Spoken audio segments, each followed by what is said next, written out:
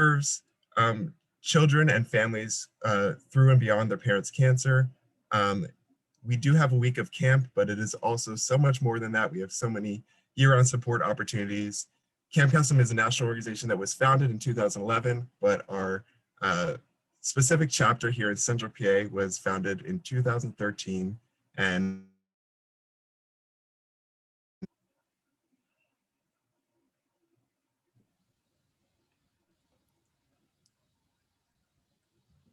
Well, I think my Wi-Fi might be bad. Okay. I hope you all can hear me. I think my Wi-Fi is cutting out a little bit. Okay, cool. I got a thumbs up.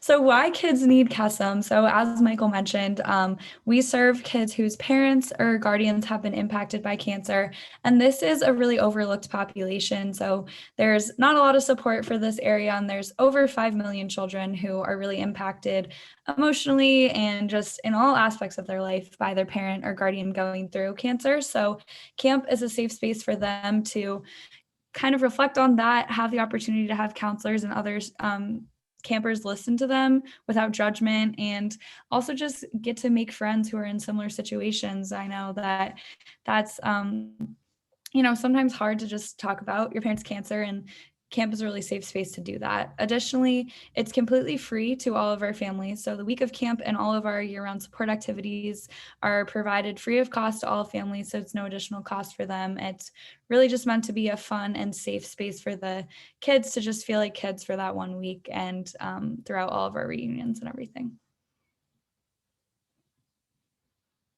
so moving on to year-round support. So in addition to our week of camp, which happens towards the end of August, we also have several year-round support opportunities.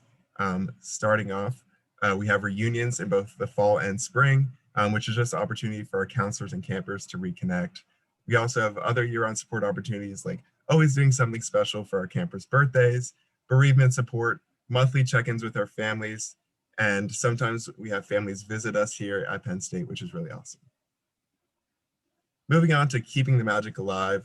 So starting off with camp names, this is something super huge that we do in Camp Custom, and it basically every camper and volunteer has a camp name, and it helps provide Camp Custom as a space where everyone can kind of just get away from life and just come to Camp Custom to focus on just having fun and being there with some awesome people. So my camp name is Cowboy because it was a nickname that my grandfather gave me when I was very young because I was a little mischievous kid. And Hannah, do you want to tell everyone what your camp name is? Yeah, my camp name is Meep, and anyone familiar with Phineas and Ferb, but I just loved that show growing up. I still do. The little alien from that show that always says Meep, I thought it was really cute, so that's why I picked my camp name. And camp names are very huge here at Camp Custom. I literally only call Hannah Meep, and I have her in my contacts as Meep, so it's just a huge thing. Moving on, we have bi-weekly meetings with our general body of over 160 members, and we have fundraising events throughout the year, including 2 banquet dinners in the spring and a big push on Giving Tuesday, where we usually raise as a chapter $60,000 to $70,000, and then a bunch of other fundraising events scattered throughout the year. Yeah, additionally, we have think tanks, which are pretty much just an opportunity throughout the year to run various parts of camp. So we mentioned camper birthdays. We always have a think tank to write cards and notes to campers. We have brainstorming think tanks for programming for reunions or fall weekend or camp and all of those things. And then just a ton of bonding activities as well for our chapter. So you're looking at a picture right now of a camper family who was able to come up and tailgate with some of our counselors and general body members. But we do potluck dinners, grilled cheese nights, all sorts of bonding events. We are 160 members, which it can be overwhelming. So we try and really make that group feel smaller by various bonding events throughout the year. Moving on to how does camp happen? So we have a coordinator board of over 18 volunteers that is led by Hannah and myself. And basically each coordinator has a specific role, and we work year-round together to plan, organize, and execute all year-round activities as well as the week of camp. We also work with an advisory board, which is a group of business professionals that we consult about a bunch of different things to help make camp happen. Yeah, and like we mentioned before, our general body is around 160 volunteers. They help with fundraising, year-round camper support, various event planning. Truly, it is because of our general body that we're able to have camp, and we couldn't do it without the large engagement from all of them.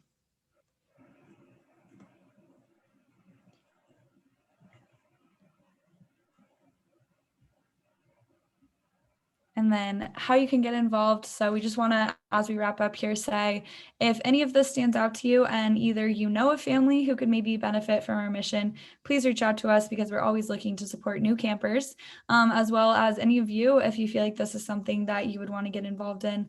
Our applications for general body are coming out in early October. Even if you just want to chat more about Camp Custom or anything, that's our email there. We'd be happy to talk with you, and we really appreciate everything. And here's our Facebook and contact information again. Thank you so much for having us, and we would love to hear any questions you all have. Fantastic. Thank you all so much for that presentation.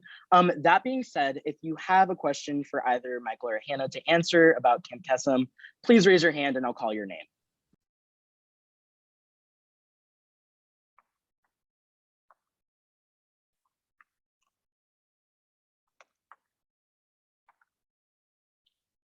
President Bose? Can someone yield President Bose time? Awesome. Thank you. Thank you both for coming in to talk with us today. I think we can all agree that Camp Kesem brings such positivity and hope into the community, and I'm just so inspired by the work that you all do. I know that UPUA and Camp Kesem isn't typically a normal partnership between our organizations, but we'd love to help push the mission of Camp Kesem in any way possible. So is there any ways in which UPUA can maybe support your mission or any events that you do throughout the year, or any types of ways that we can better collaborate?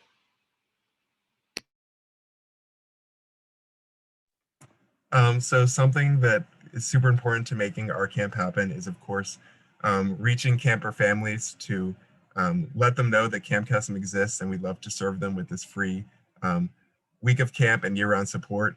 So we always love whenever we can get some support in helping to get the word out about what Camp Kesem is, and just about the magic that we can create for so many camper families. Thank you. Awesome. Chair Brown? Hi, Samantha Brown at large. Thank you guys for coming to present today. I noticed that there were a lot of locations across the country, so I was wondering if you applied to become a general body member in Central PA, are you able to volunteer at other locations, or would you have to apply for different locations also?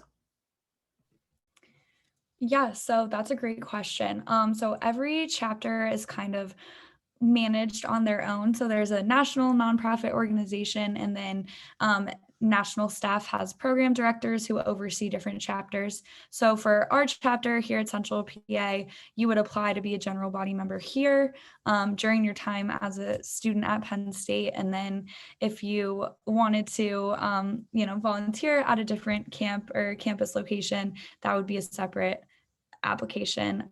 Typically, most chapters are affiliated with a college. I believe all of them. Michael can correct me if I'm wrong, but yeah, that's kind of how that works, if that answers your question. Cool. Thank you for that question, Chair Brown. Are there any other questions for Michael or Hannah? Seeing none, thank you two so much for attending our meeting today and waiting up until this point. It was a fantastic presentation, and I cannot wait to see what the fall semester looks like and the future looks like in general for Camp Kesem. And I hope we can all help you get the message out and get involved. So thank you too. You're more than welcome to stay if you'd like. It might be 3 hours if that's what you're into, but if not, I appreciate you for coming and I hope you have a great rest of your day. Thank you so much for having us. We really appreciate it. It was so nice to see you all. Bye. Bye, everyone. Thank you. Okay. We will now be moving into Open Student Forum. Are there any students here for Open Student Forum? If so, please raise your hand and I will call on you.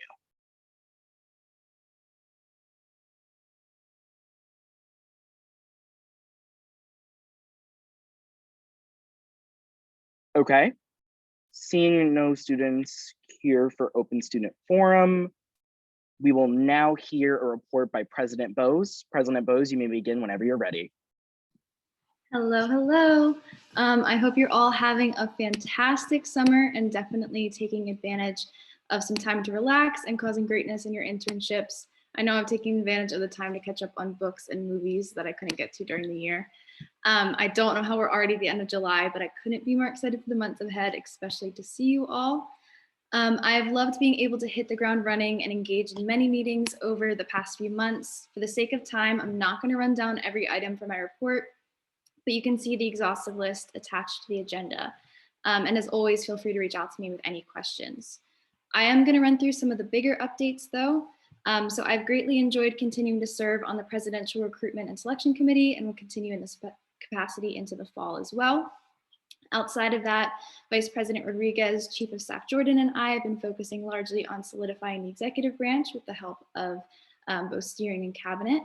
Welcome and congratulations to all of the new directors. I believe there's only 1 or 2 more vacant spots, so it's exciting to finally have some full departments. And also best of luck to all of those that are getting confirmed tonight. Major thank you to the leadership team for the time and thoughtfulness dedicated to the many hours of interviews. It's been great being able to hang out with you all throughout the process, and especially our funny stories and stretch breaks in between. As I mentioned in my organization-wide email on July 9th, we are currently in the middle of the branding and website overhaul project led by Grace Southern, who's the acting director of communications. You'll see here later on the agenda, and Michael Miller. We were able to present the current state of the project to both steering and cabinet this week, and I'm confident that we'll be able to accomplish the overall goal of making UPUA more accessible, personable, and understandable. Vice President Rodriguez and I partook in the July Board of Trustees cycle from July 13th to 15th. I'm excited to serve on the Finance, Business, and Capital Planning Committee this year. In our meeting with student government executives and board leadership, we focused on COVID precautions, ADA compliance, period poverty, and a recommitment to the It's On Us campaign pledge to combat campus sexual assault. As the fall semester is approaching, it's imperative that we all stay diligent and responsible in our actions. The pandemic is not over, and the Delta variant provides a great threat to the community. We will stay vigilant of the new guidelines as they come out and are planning to amp up our advocacy efforts as well as our messaging to students.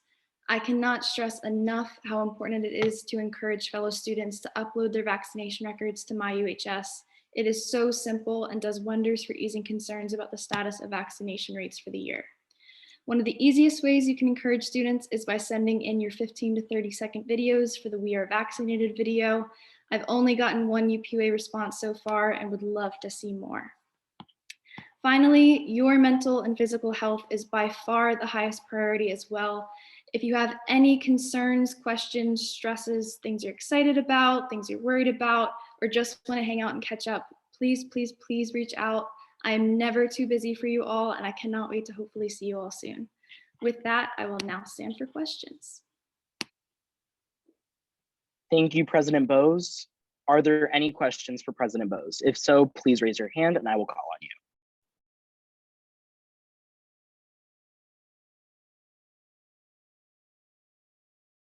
Okay. That being said, we will now move into my report. First of all, happy summer. It is great to see you all. I can't wait to begin this year once we see each other in early September, perhaps in person, depending on what the university decides is the best course of action. I just have a few quick reports that I wanted to get through with everyone, and I promise it'll be quick. First of all, please be sure to look at the Calendly link that I sent in our general UPUA GroupMe. If you have any questions about modern rules or assembly procedure, especially as we get into the school year and potentially in-person assemblies, it will be vital that I act as a resource to help guide you through that. We do have our trusty modern rules book that must be utilized to ensure an efficient meeting. And there are other niche areas of expertise that we also have to go through once we actually begin in-person assembly, such as standing up when you have a question or would like to partake in discussion. Very important to consider. I hope you enjoyed that real life in action. I also want to keep everyone in the loop about the Wellness Fund, which has been in the works for a year. It is finally in the final stages. and Chair Brown and Chair Kohler are updated on where we are at with the UHS. The UHS is now planning to fund every service that they have on file within their billing department, meaning this is much bigger than the physicals that we were once talking about last assembly. This is everything that they could possibly be billed for if students lack insurance or have high copays and deductibles that they simply cannot pay. So that's very exciting to see come into fruition. If you want to meet at any time, please text me. I'm currently in State College, so if you have further questions about modern rules or assembly procedure, or if you just want to catch up, please text me and I'd be more than happy to see you / meet you on my lunch break from 12 to 1 or after 5 p.m. at the end of my workday. That being said, I will now stand for questions, and just please be aware there's more detail in my report that was sent to you all, but I wanted to give a quick rundown. Are there any questions for myself? If so, please raise your hand and I will call on you.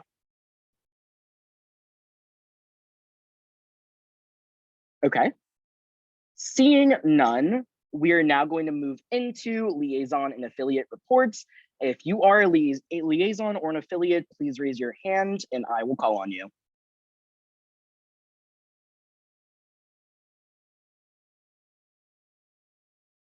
Okay.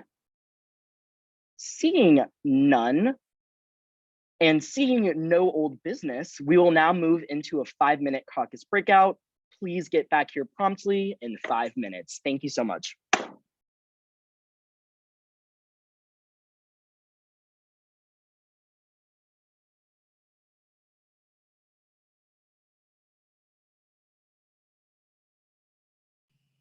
Tim, back at it again with the airplane backgrounds. Hello. I got another one on deck if it will save. Absolutely. Hi, Tim. It's me, Amy. Hi, Amy. How are you? I'm good. How are you? Dan? Dan, Howdy. is he in the main room? It looks like. Yo, the temptation to click on mute and say Dan was your past liaison is never gonna go away. It's never gonna fade. You should have done it. I'd have yielded time.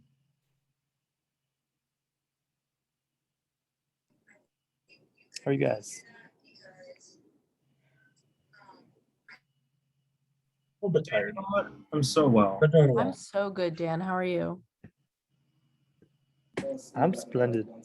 You know, I can't Swag. complain. Didn't you have an internship in New York? Are you still doing that, or is that done? Same internship, but instead of New York, it is the speaker's desk of the UPUA office.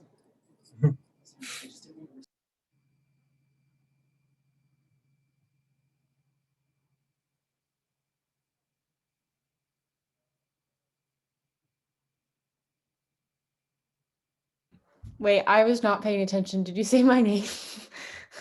Are you at my desk? Is that what the Dan? Yeah, sorry. I've been okay. doing like my entire internship this summer from your desk. I'm glad. And my apartment too. Hanging out. Imposter syndrome. It's real. Dan, what are you eating? This is important to me. A chocolate chip cookie. Can I have some? Delicious. Very. That looked really good on the recording, Amy. I'm excited to transcribe that later. No, I know. Yeah. Yeah.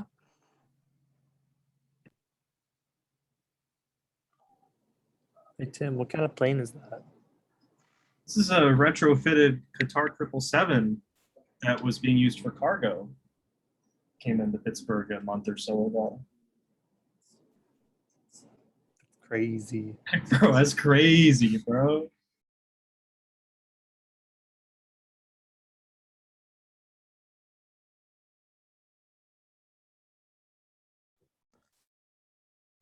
So how's everyone's summer going? How is everyone?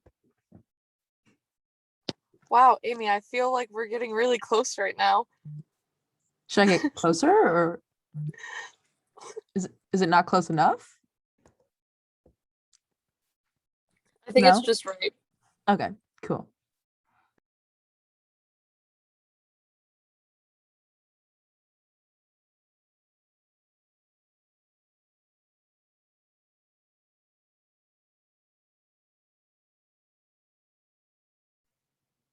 Who else is ready for the fall?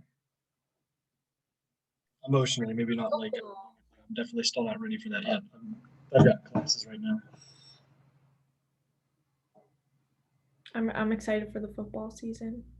I think it's gonna be fun to be back. I'm excited for my first ever Penn State football game. Little baby, I've never been to one. A life-changing experience. I know, I'm excited. Those student tickets though, that was such a pain. Ugh. I was on vacation with all of my like Penn State friends, so we all like woke up together and did it, which was good. But my bank account was not appreciative. Wait, that's so cute that you did it all together though. I know, it was really cute. And then afterwards, our one friend is like, she wakes up at like 6 a.m. every day and we think she's like a robot. And she was like, okay, like who's ready to go on the boat? And we were like, it's 7:30 in the morning. We're going right back to bed. We are not ready for the day. What are you talking about? And we all went right back to bed, except for her. She went for a jog and we were like, props to you, but could not be us. I woke up so I was on vacation with my family and I woke up my parents and made them make me stay awake so I would get them and not fall asleep while trying to get tickets. And then I had to go on a bike ride after. So that was like the trade that we did, I guess. No, too early. Absolutely not. Apparently, Penn State student tickets are like the most expensive in the country for student tickets. So, yeah, I mean, they're also like 6 seats, but like at least we're not sitting up top. But like they are pricey as hell. I know so many first years that stayed up for those. Usually I'm like working the lobby at 4 a.m. and I don't have any company, but there were like 15 residents just all hanging out there. Some You of them watching stayed up? movies. Oh yeah. Some of them, there was like a dozen at least that stayed up. And so they just kind of hanged out with me in the lobby. I wasn't even staying up for tickets. I was staying up because I had homework, but they were just all there waiting for tickets. And then I know like a ton of others. All right, like, the groups 5-minute caucus organized. break out is over and I will be calling everyone back in. Please be aware to change your pronouns if you haven't already. If you have a longer name, please do so after the beginning of your first name. And also please be sure to have your camera on if you possibly can. That would be much appreciated. All right, and we will now move into line item A, which is the confirmation of Associate Justices Andrew Waldman, Christine Gonzalez, Lawrence Corridoni, and Yash Patni. We will be going in order from the name. All of you will have a combined 5 minutes to speak consecutively about your qualifications and your interest in the role. And then we'll also have 10 minutes for all of you afterwards. And we will be going in sequential order. Please be sure to raise your hand if you are not already a panelist, and we can go ahead and upgrade you. Okay, Point of procedure. yes, Speaker I Gibbard. yield time to. I can do it. those. Sorry, Yash Ponti is joining on another Zoom account right now. Can we give it a second so we can get in? Yes, okay, we can do that now. At least that's what Chief Justice Zaya is telling me, I think. Is he on here too? Yeah, he's on here. That's okay. If you guys want to keep going with the other ones, we can, but he was kicked out. So I don't know if we want to continue with his confirmation if he's not here. Okay, we can wait 3 minutes. If not, to be more proactive, if Chief Justice Zaya could call him personally on his number after 7:33 and then have him just do it from his phone. Yeah, he's already speaking last, but we can begin now and have him potentially speak last. And if not, that could be our last resort. Is that okay with everyone? Chair Richardson? Just a point of information. I saw he joined my personal meeting room. I don't know if he had like the AAC link or what the deal was, but just so the people were aware. Okay, thank you for letting us know. Until that's resolved, we will kind of be proactive until it reaches 7:33. For now, we'll begin with Andrew Waldman, and we'll go in the order of Christine Gonzalez, Lawrence, and Yash being last. I will put that order in the Zoom chat, and I believe everyone is already here. So that being said, Andrew, you may begin whenever you're ready. Alrighty. Well, good evening, everybody. I'm very happy to be here today in front of all of you. As you can see, my name is Andrew Waldman. Last year, I served as the first that I'm aware of judicial board clerk under Chief Justice Shuckman and also Chief Justice Zaya in the spring. Currently, I'm a rising sophomore majoring in mechanical engineering. I'm involved in mock trial on their exec board as judging and alumni coordinator, and then also working on the moot court team as well. I don't really have a whole lot else, so I'm more than happy to take any and all questions that you have for me today. Thank you. We will now move to nominee Christine Gonzalez. Hi, everyone. First, I'd like to apologize about my setting. I'm actually on a road trip to State College, but yeah, so excited about that. So, hi, everyone. First off, I would like to thank President Bose and Chief Justice Zaya for nominating me as one of the associates for the 16th Assembly. My name is Christine Gonzalez. I'm a rising senior studying political science and minoring in ethics. On campus, I am a member of the Women's Empowerment Roundtable, Phi Alpha Delta, Empowering Women in Law, and I am currently Vice President of Odyssey, a publications organization at school. During my college career, I have also completed internships with the Board Game Project and Congressman Cisneros' 2020 congressional campaign. After I graduate, I plan to attend law school. The experience I have in UPUA was when I acted out as Director of Social Media during the 15th Assembly. The position allowed me to gain experience within UPUA internally and learn the importance each person carried within the 15th Assembly. The experience helped me strengthen my communication, leadership, and outreach skills. Now being nominated as Associate Justice, I'm hoping to become more involved within UPUA. Director of Social Media allowed me to fully understand what the association is all about, and with this information, I would like to apply this to the role. I believe I carry a diverse set of opinions that will help strengthen the judicial board. Through my experience in school organizations and internships, I have learned to understand the importance of diversity and fairness. If confirmed, I plan to apply this way of thinking into my decisions. Justice and equity carries major significance within the judicial board, where I guarantee I will follow that principle as well. To define justice and equity in my own words, the two are an established relationship where they affect one another in ensuring all individuals to the same level of treatment, opportunities, and advancement. Justice is the guarantee of equality, while equity determines the level of treatment. To be confirmed into the role of Associate Justice would mean a great deal to me. I have the skills and qualifications that establish my trustworthiness and dedication. I promise to hold truth to my word and ensure the ethics needed for a successful judicial board. All I would like is a chance to prove it. Thank you, and I hope everyone's having a great summer. Thank you, Christine. We will now move to Lawrence Corridoni. Hello, and thank you, everyone. I first want to thank anyone who had any input in helping to nominate me. My name is Lawrence, or you could call me Larry Cordoni. I'm a rising junior. I'm a mechanical engineering major. I did the 2+2 program, so I was previously at Penn State Wilkes-Barre, where I was the president of the Student Government Association, and I think that's my primary qualification for the job. In there, we're a pretty small campus. So I believe we're the second smallest campus, so we don't have enough people in our SGA for separate branches. So I kind of had to function as a judge in a lot of instances there. So I kind of know how to make calls and try to be equitable to as many people. As Chrissy was saying, equity was kind of the word I kept hearing, and I think that's what we need to focus most on for being judges, is being equitable, make sure that our decisions, no matter who our decisions are affecting, that they are applied equally across the board. And thank you. Thank you for that response. Chief Justice Zaya, is he either one in the Zoom or is he going to speak through your phone? Yep, he's going to speak through my phone. Can everyone hear him? Hello? Yes, hey, thank you. Can people hear me? Yep. Awesome. Yeah, so sorry about this, but some of the reasons I wanted to be a justice were, I really wanted to have an impact on my community and Penn State community, and I found that as being one of the best ways. I also like the judicial system and would like to learn a lot more about it as well. That's it from me. I'm sorry about all of this, but yeah. Thank you all, and that was perfect timing.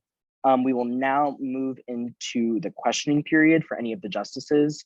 If you do have somebody that you would like to question specifically or any general questions, please raise your hand and I will call on you. And we will have 10 minutes for that.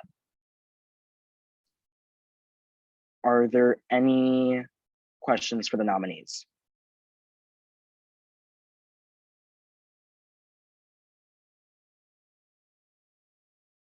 Okay, seeing none, I will have the nominees join a GroupMe to leave the meeting. We will utilize the GroupMe to communicate with you when we are done with discussion and after President Bose has her explanation. So if you see that, please join. Chief Justice Zaya, in Yash's case, please just hang up the phone on him and then we'll call him back once we have the votes. And 1 second as I load myself in.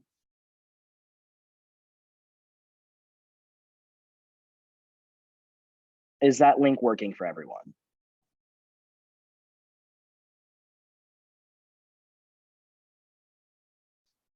Not me. Okay, that being said, to keep this meeting running smoothly, if you could please leave the meeting, I'll have Chief Justice Zaya text in the GroupMe for you all to rejoin. Please have the link to the Zoom in file and we will make sure that it is an expedient process. Thank you all and we will see you back in a few minutes. And then I believe they have all left the room. Okay, seeing that they have, we will now move into an explanation by President Bose for her nominations. President Bose. Hello. Chief Justice Zaya and I had a great time interviewing candidates for Associate Justice a few months ago. And let me tell you, there were some really outstanding candidates, which really did not make it easy to narrow down, which is why I'm even more confident that these 4 candidates are perfectly suited to be Associate Justices. Speaking a little bit briefly on each of them, for Andrew was a clerk for the branch in the 15th Assembly, and I've heard nothing but rave reviews from Chief Justice Zaya and other UPUA members, and I could easily see why through our interviews. He knows the judicial branch inside and out and will thrive in this role. For Chrissy, I've gotten to know Chrissy through her work in UPUA's exec branch and also the Women's Empowerment Roundtable last year, and she's just absolutely awesome. I'm really excited to see her exploring different parts of the organization, and her experience and career passions are extremely well suited for this position. Larry was the parliamentarian and president at the Wilkes Barre campus, and I was really intrigued to learn about his background. He is so knowledgeable about governing procedures and has a passion for the law, and he's also stressed impartiality as one of the biggest characteristics for this role. I think he'll do a wonderful job. Yash is highly involved in the Penn State community, and in his interview, he expressed that he wants to help UPUA in any way possible, but is especially excited about the judicial branch. His enthusiasm for the position and unique perspective will be extremely appreciated as an Associate Justice. I hope you join me in supporting Andrew, Chrissy, Larry, and Yash, and I will now stand for questions. Are there any questions for President Bose? If so, please raise your hand and I will call on you.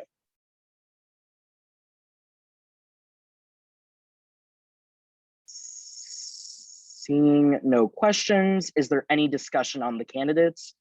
If you have a discussion point, please raise your hand and I will call on you.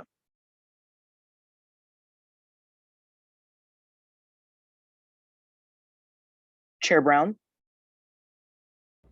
Hi, Samantha Brown at large. I think that all of these candidates sounded extremely excited and enthusiastic about the work that they'd be doing. And I also just think that it's really great that Chrissy has background with the Women's Empowerment Roundtable and kind of has a feel for UPUA, as well as I think Andrew, President Bose had said that he had worked. So I think it's really important that they just know a little about the organization, and I'm really excited to see what they do.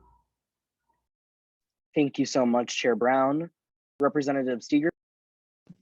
Hope Steger at large. I have worked closely with Andrew and Yash on the freshman council of the 15th Assembly, and I will say that they are 2 of the most highly motivated people that I've ever met.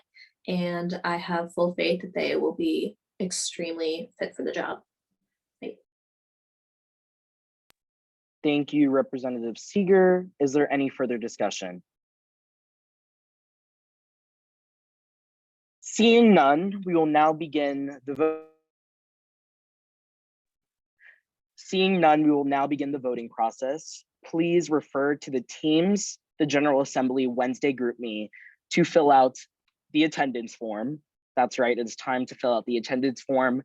If you can, during this process of confirmations, please have your cameras on or either consecutively be at your computer at all times. Please input your name in the attendance form so we will have reference for the next few votes. They must match up to ensure a smooth electoral process for the confirmation. We'll be monitoring that as you guys input your names, and then we will go ahead and input the actual confirmation vote link. Please log on to your Teams, open your Teams and hit the General Assembly Wednesday Teams channel and put in your names, and then we will move on to the next step in the process.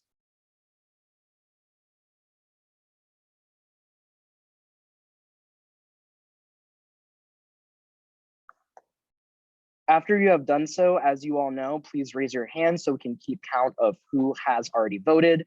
This is only relevant for representatives. So if you are an executive member or if you are a guest in the Zoom, please do not fret. Again, this is only for representatives. If you come across any technical issues, please go ahead and contact Chief of Staff Jordan, either through Zoom or through your group me.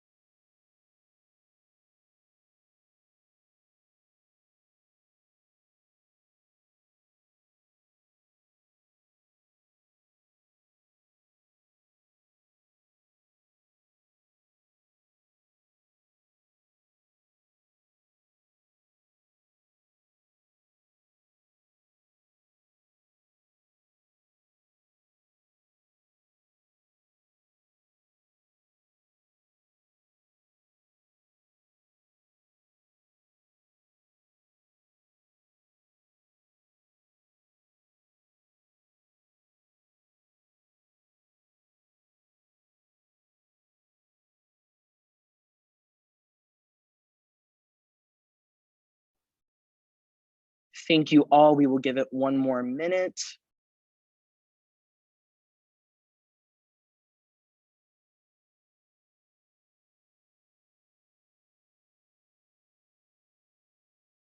And I promise we are waiting on a few more votes. Those who have had technical issues have already contacted me, as I've seen. And just a reminder, if you haven't done so already, please look at the Teams General Assembly channel, input your name so we have reference on the number, which should be 30. And once you have done so, please raise your hand on this Zoom for reference.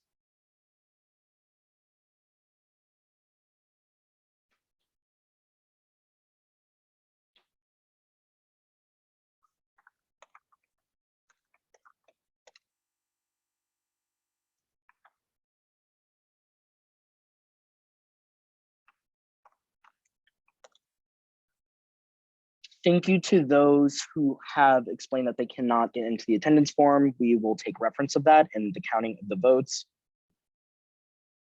We need 2 more after we take into account the ones that were not able to access.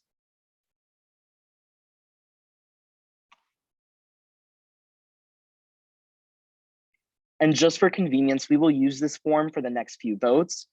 Please keep in mind that once you do that and input your name in this one, please stay active on the call so we can get through the next few votes smoothly. It needs to match for purposes of quorum.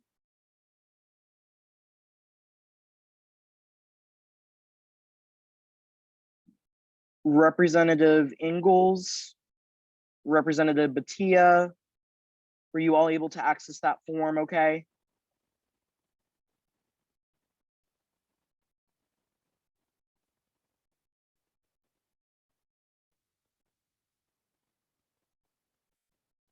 Good point. Thank you. Okay, so that being said, and taken into account all of those who have not voted, we are at the number that we need to match. Okay. And we will now be sending the actual confirmation form. If you haven't put your name in the attendance form, please do not vote in this one. If you told us about a technical difficulty that you were having, that is fine. Just message me as soon as you have voted, and just send me your choices on each candidate. Again, the choices are yes, no, abstain. And that being said, I have submitted the confirmation form. Please recheck your teams and vote on the 4 nominees for the judicial board. We'll give that about 3 to 4 minutes. As soon as you have done so, please lower your hand, and that way we can know who has done the actual confirmation form. Thank you all so much. Again, for reference, Chief of Staff Jordan has put her phone number in. If you do have technical difficulties, please immediately contact her and we can get that resolved.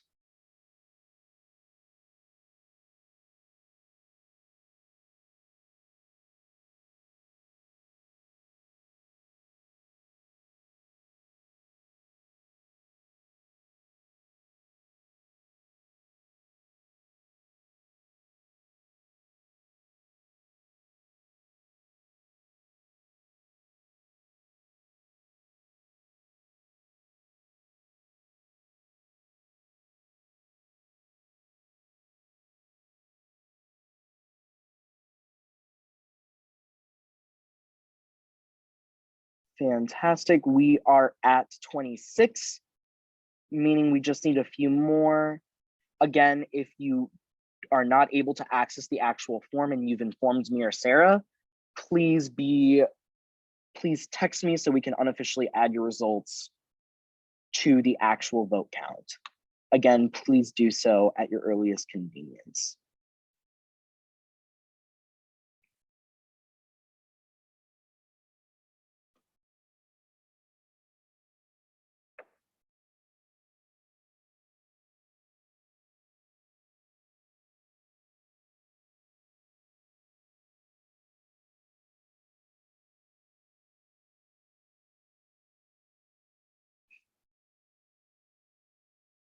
Again, once you have voted, please lower your hand in the Zoom so we can keep track.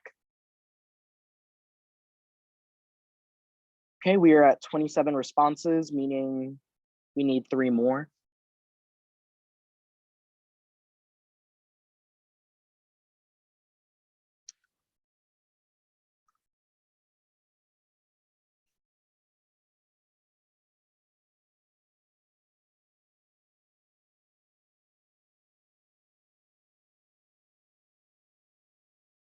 Okay.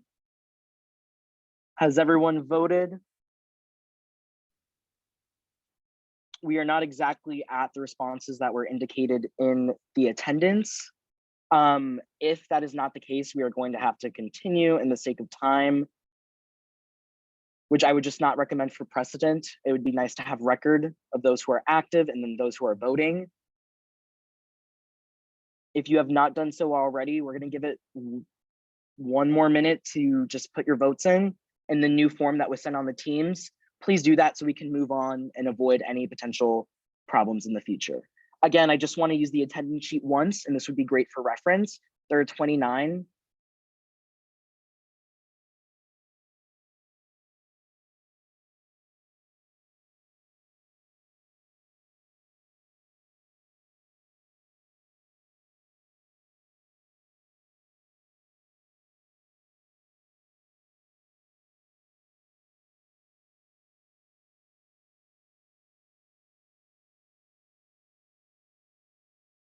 Okay. We are going to move on. Thank you to all those who voted on both steps. 1 second as we go ahead and tally the numbers.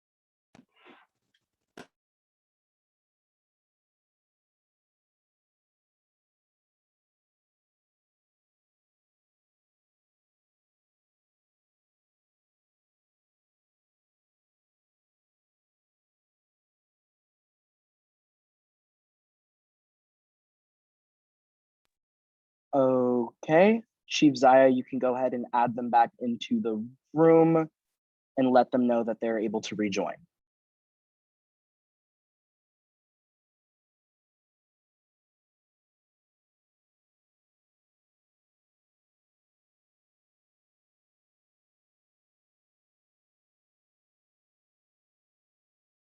Okay, I believe they are joining.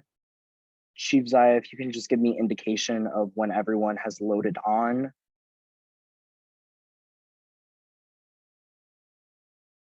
And then please also let me know when you have Yash on the phone.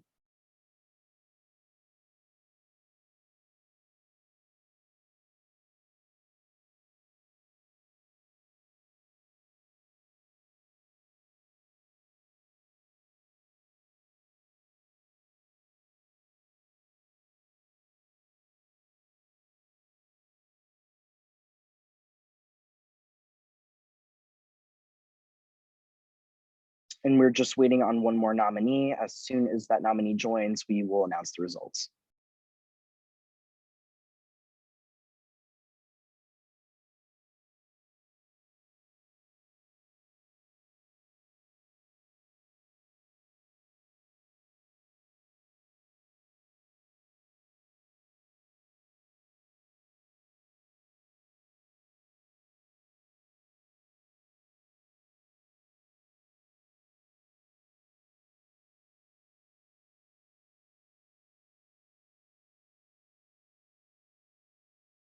Seeing that all nominees are back in the room, congratulations, Andrew Waldman. You have been confirmed as an Associate Justice for the J Board with a vote of 26-1-0. Congratulations, Christine Gonzalez. You have been confirmed as an Associate Justice on the J Board with a vote of 27-0-0. Congratulations, Lawrence Corridoni. You have been confirmed as an Associate Justice with a vote of 26-0-1. And congratulations, Yash Patni. You have been confirmed as an Associate Justice with a vote of 27-0-0. Thank you all and congratulations. We are now going to move into line item B, which is the confirmation of the Director of Public Relations, Emily Zimbler, confirmation of Executive Co-Director of First Year Council, Dan Risser, confirmation of the Director of Outreach, Ashley Hayford, and the confirmation of the Director of Communications, Grace Southern. We will have you all go in order based on what was presented. You will have 5 minutes to speak about your qualifications and your role in those positions. That is the order that you will speak in, and it is a combined of 5 minutes. Please try to keep your introductions to at least 1 minute, and then you have 10 minutes for any questions. We will now begin with Emily Zimbler. Hi, everyone. My name is Emily Zimbler, and I'm a senior majoring in public relations and minoring in political science and French, and I'm from outside of Chicago. I was interested in this role because I was involved with UPUA last year, where I served as the press secretary under President McKay's administration. I really wanted to continue progressing my communication skills and have the ability to apply what I've learned in my classes while working for an organization with such great people and values. After last year, I wanted to continue what I had been building on and really work with others in the UPUA to make Penn State a better place for all students. In my experience, I've been doing political communications ever since I was in high school, and I knew I wanted to do this for a living ever since. I've interned for campaigns and politicians, which have really helped me fine-tune and expand my communication skills, as well as what I've learned in my classes here at Penn State. I would love the opportunity to use my skills to aid President Boas and Vice President Rodriguez in whatever they may need for this year. Stemming off of that, I have a lot of goals for the department, and myself personally, I really want to make the UPUA more accessible for students and for the UPUA to be recognized more. I want the students to feel like they can approach us with anything and know that the UPUA is working for them. I would also love to work with all the other departments and all of the assembly members. On a personal level, I wanted to continue expanding my skills, become a better writer and speaker, and definitely focus on transparency. I would love an opportunity to serve as the Executive Director of Public Relations for the school year and help the UPUA achieve its goals of helping out every single Penn State student. Thank you, Emily Zimbler. We will now move into Daniel Risser. Hey, good afternoon, everyone. My name is Dan Risser, and I am a rising third-year student majoring in labor and human resources and political science here at Penn State. I initially hail from York, Pennsylvania. So my record of service in the UPUA goes back to my very first day stepping foot here on Penn State's campus, getting involved in the freshman council. While that's evolved and changed throughout the course of my time here at Penn State, I could not be more excited to be up for you guys for confirmation tonight to be the director of the first year council. So really, I'd like to center the first year council this next year for this upcoming year around three values, I guess you could say, and that's engagement, opportunity, and equity. So surrounding engagement, this surrounds like programming from fun get to know you activities, so to allow freshmen to meet their best friends, as I did in the UPUA, along with professional development and practical skills to help students adjust to life at college from a professional and academic standpoint. As far as opportunity goes, for a lot of people, some people who join freshman council or the first year council, UPUA may not be for them. That may not be a prolonged theme of their college career.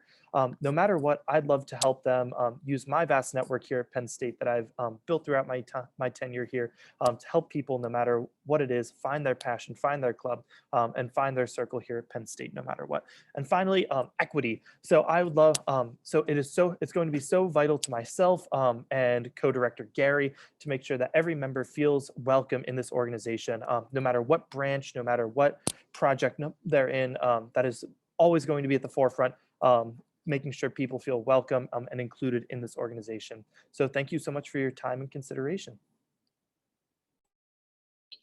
Thank you, Dan. We will now move to Ashley Hayford. Hello, everyone. My name's Ashley Hayford.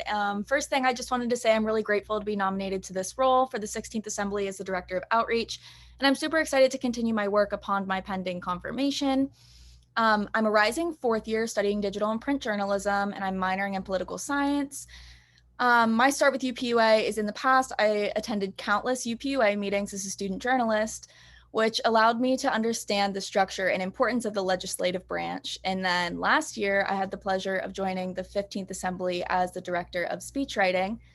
So my experience as a viewer and participant in UPUA efforts has led me to want to bridge the gap between the organization and the student body, as well as create a fun and collaborative environment within the UPUA.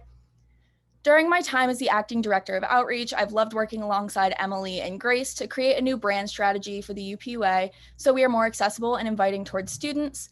And additionally, I'd love to set up some goals and initiatives that I'm super excited about. Just to name a few, I plan to have at least 2 student organization crashes per month, with at least 1 being with a minority caucus on campus each month.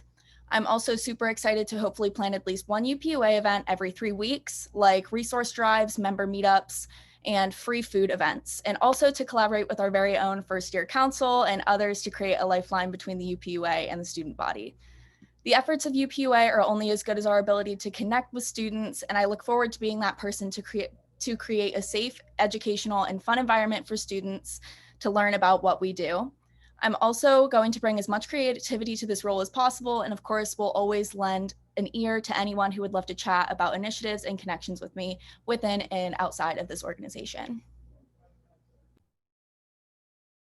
Thank you so much, Ashley. We will now move to Grace Southern. Hi, everyone. Thank you so much for the nomination. My name is Grace Southern. I'm a rising 5th year majoring in integrative arts, which is a vote your own major. So my primary is in photo and my secondary is in graphic design. And then I'm also pursuing a business certificate. I currently work in Hub Galleries as their communication intern and also with Student Affairs as their marketing intern. And I've been very involved around campus in the arts, doing graphic design, production and projection design, marketing, and photo direction. I was drawn to this role because over the pandemic, I got to work with a pro bono nonprofit group created by some students at Boston University that provided PR communications assistance to small businesses that were affected by COVID. I really love being a part of a group that wanted to make a difference. And I love that this position was able to give me that and then also provide me with a creative outlet as well. With this position, I hope to give UPUA solidified and sustainable branding through a branding guide and extensive photo libraries. I would love to provide consistency throughout all platforms, whether that be through our social media, headshots, press releases, advertisements. I would also love to implement a system for better communication in terms of graphic requests so that the process and turnaround is as smooth as possible. And just thank you so much for this opportunity. Thank you all. Are there any questions for either of the nominees? If so, please raise your hand and I will call on you. Chair Brown. Hi, Samantha Brown at large.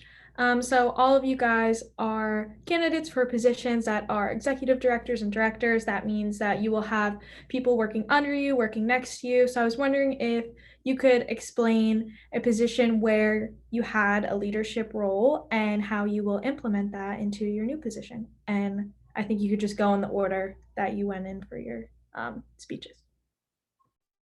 Yeah, so I work in a team a lot with all of my internships I've done, and also I'm involved on campus with Sigma Kappa as I serve as the diversity inclusion chair. So I have to obviously work with everyone and just to meet our goal. Obviously, sometimes it can be challenging and there's like some obstacles, but I know at the end of the day, we can all like get together and be super productive and make the goals that we need to make. And I love like a really fun collaborative environment. So yeah. Cool. For me, definitely the best example that comes to mind is being chair for a couple months this past semester. Leading committee really taught me difficult lessons of leadership, hands-on style, and also taught me how to work with people a little better.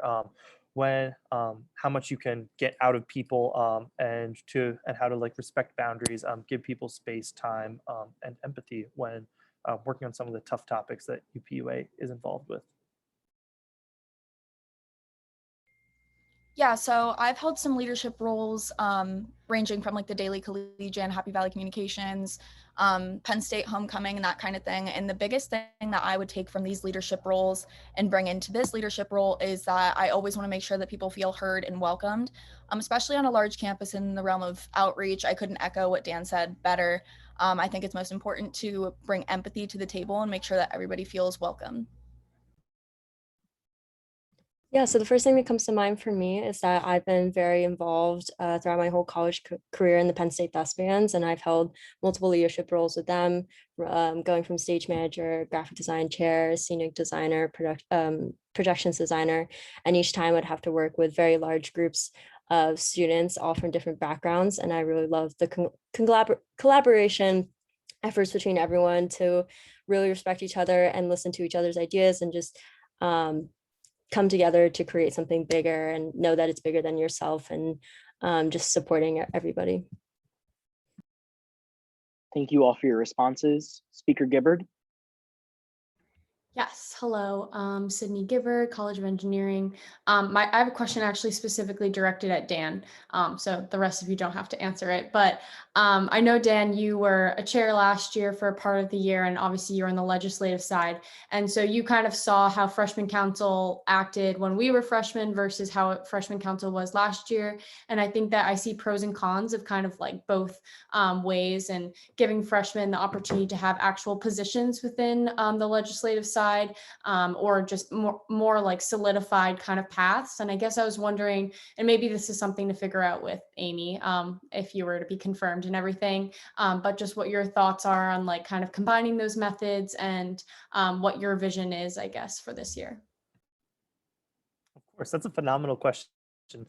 So really, obviously, the past 2 years have kind of been polar opposites. Our freshman year, our experiences where you could do whatever you want, you could help reps with whatever you want, but the onus was really on the representatives to reach out to members, to get involved, for members to get involved in like anything. There were a lot of people kind of left hanging dry that really didn't complement introverted personalities.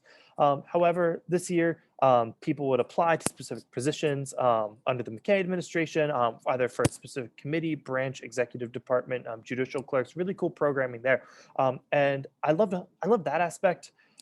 Last year, because it got everyone involved in different branches. So the answer lies in the middle ground. I'd love to do some sort of rotational program so all members can get exposure to every single part part of our organization, see what they like, see what they don't like, and maybe after a few weeks, few months, start to get a more solidified role in the org and get ready to like take up leadership roles and projects. That's definitely something that we'll work hand in hand with reps and executive directors to develop as we go. Thank you. Thank you, Dan. Are there any other questions for any of the nominees? All right, Representative Zhang. Yeah, Steven Zhang at large. I'm going to put Dan on the hot seat as well. Sorry for all the questions. I think one of the most important aspects of UPUA, especially during the formative times of a lot of first-year students as they're joining different organizations and coming to Penn State, is understanding not only the different dynamics and the power structures at play within and outside of the organization, but also the history of the UPUA and the different injustices that might have been committed in the past. So my question for you is, how do you plan to navigate the many different issues that occur on campus, whether it's navigating and dealing with secret societies, whether it is the different frictions that UPUA has had with different multicultural caucuses in the past and in the future, and how do we really help first-year students really understand that, you know, UPUA, Penn State, great institutions, but they aren't all sunshine and rainbows. Of course. Thank you so much, Stephen. That's a great question. And the answer is it's hard. It's really hard, and it's kind of sobering. And in the past, it's been kind of this organization's past history has been something that's kind of been something that we learned as we went. Different facts came out as we went. So I think stupid buzzword here, but transparency as issues before issues arise, being forward with freshmen, with first year council members about our past before talking about certain sensitive issues, providing that context so that honestly, we can treat members like adults. They made it to college, they made it to Penn State University Park. We should be treating these members like adults and allowing them to form their own decisions and just providing the information, putting it out there in front of them and allowing them to make their own decisions. We can't force them to make any decisions of who they associate with or what they want to believe. But I think as our director, it's our job to not hide any information. Thank you. Thank you, Representative Zhang. Are there any further questions for any of the candidates?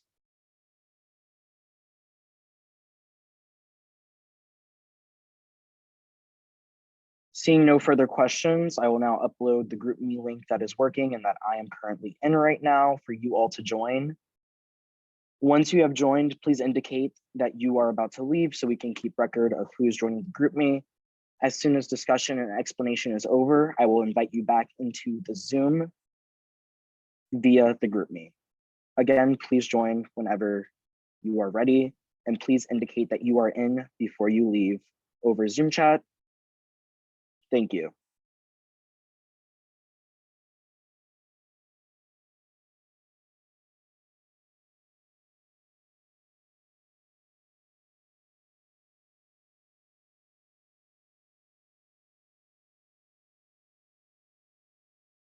Thank you, Grace. Thank you, Ashley. You may now leave the Zoom whenever you are ready.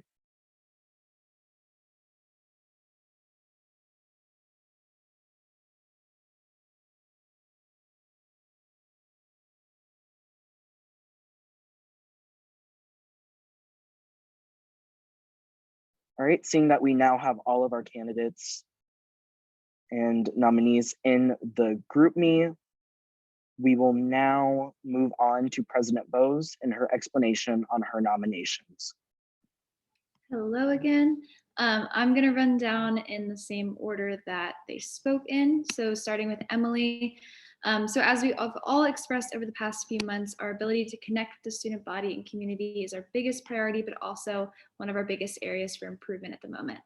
I truly believe that there is no greater person to lead and flourish our public relations efforts than Emily. Emily has done wonders already as an acting director in communicating to media outlets, creating press release templates, social media calendars, and collaborating and leading others within the department.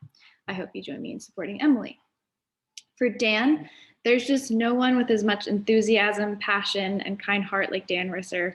Dan has been an asset to UPUA since he first joined as a first year and has many experiences within the organization and within the Penn State community that will do wonders when he advises the incoming first year class. He and Amy are an amazing team and have already been hard to work solidifying a recruiting timeline that ensures we welcome in a diverse and exceptional first year council that will stay involved throughout their collegiate career. I hope you join me in supporting Dan.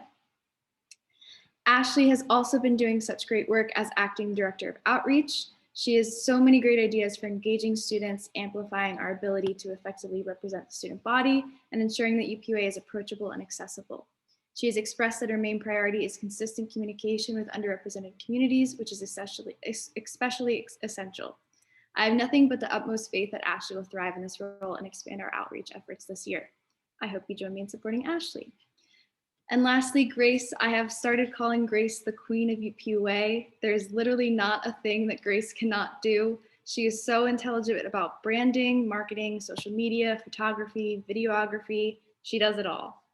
Her previous work within Thespians and interning with the university is absolutely outstanding, and she's already done such a great job with graphics and the branding project so far. She's quick to respond and create amazing products, and she's going to be an invaluable asset to this organization. I hope you join me in supporting Grace, and now I'll stand for questions. Thank you, President Bose. Are there any questions for President Bose? If so, please raise your hand and I will call on you.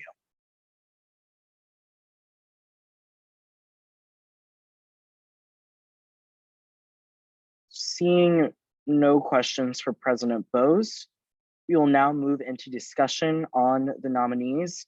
If you have a point of discussion, please raise your hand and I will call on you. Please remember to state your name and constituency if you so choose to be called on.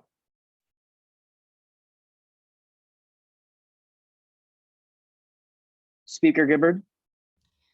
Sydney Gibbard, College of Engineering. Yeah, I just like all of these candidates are so strong and really stood out in all their interviews. Like, I think that we did such a good job with recruiting for all of the positions that we went for this year and tried to fill, that we really targeted audiences that were like either specializing in public relations or specializing in communications and graphic design.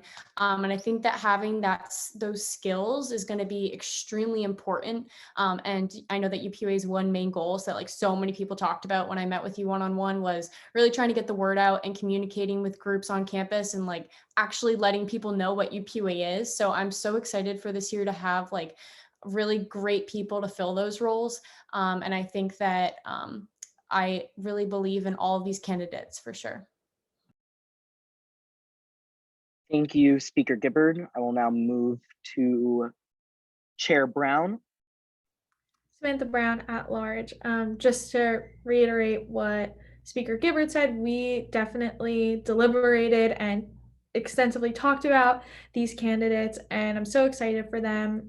One thing that I really wanted to point out was Emily had mentioned in her interview that she thinks, or she's really going to focus on working on communication within the organization to better get things to students outside of the organization, which really stood out to me because you can't really get things out there unless we're all working together. So I thought that was really important.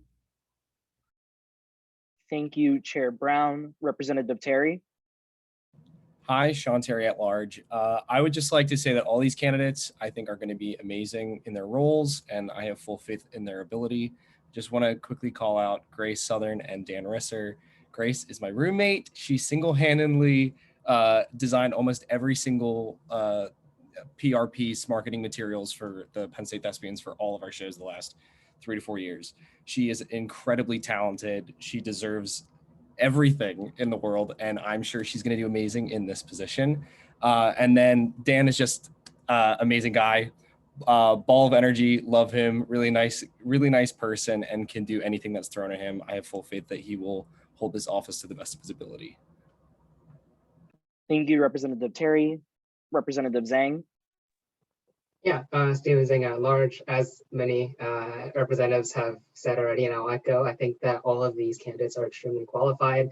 I definitely want to particularly put my vote and vouch behind Dan, just because I've known him for so long. I've seen him grow so much through this organization and understand so much more about the university. And we've had a lot of different conversations, both critical and supportive of the university, of UPUA, of many different organizations on campus, and what we can do to promote sustainable change and transparency. I know that there are a lot of difficult conversations that we as UPUA have shied away from in the past or don't discuss.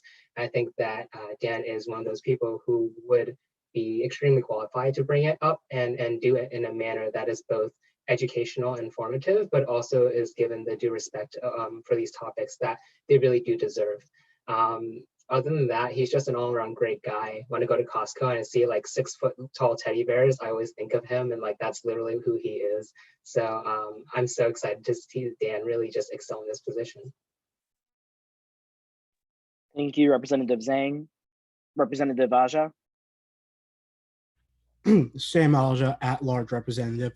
I'd like to speak in support of all of the candidates today. I think they're highly qualified and I trust they'll do a great job, but I specifically would like to speak about Dan Rizzer and Emily Zimbler.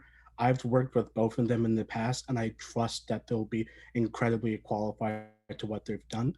I know Dan is an excellent guy, really friendly, knows the UPUA in and out, and I trust he'll be a guiding figure for all the new freshmen and recruit them if they so choose. Emily is one of the most talented people I see when it comes down to PR, and I just trust that both of them will do an exceptional job.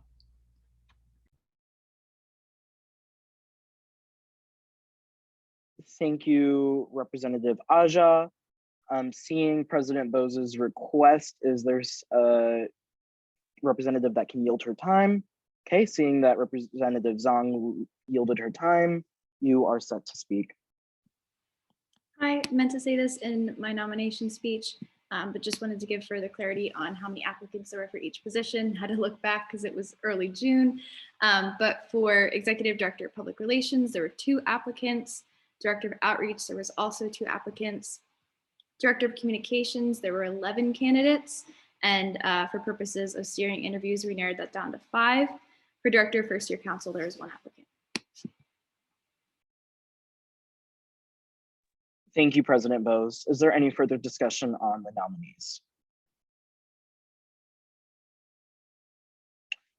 Seeing none, we will now be attempting a new tactic suggested by Chair Meter. I will now ask that all active representatives in the call please raise their hands now. Again, if you are active and in the call, please raise your hands now.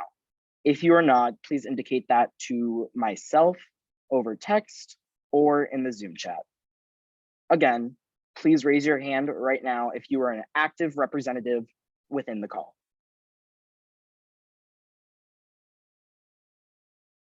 I will give that a few more seconds.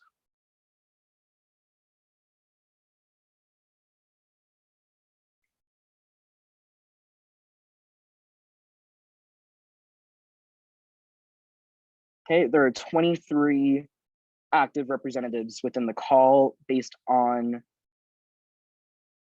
the Zoom. There should be a little more.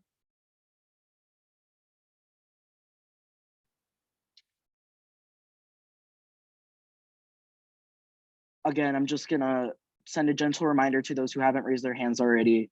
Representative Aja, Representative Reynolds, Representative Ingalls,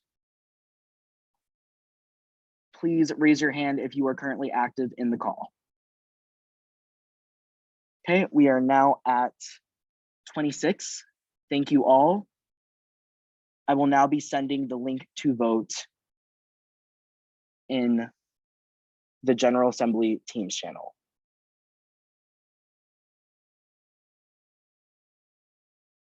There should be 26 votes, and you are able to vote on each candidate individually. Please do so. There should now be 28 based on the number of active representatives that we see. Please head over to the Zoom, please head over to the Teams to make your vote in that channel.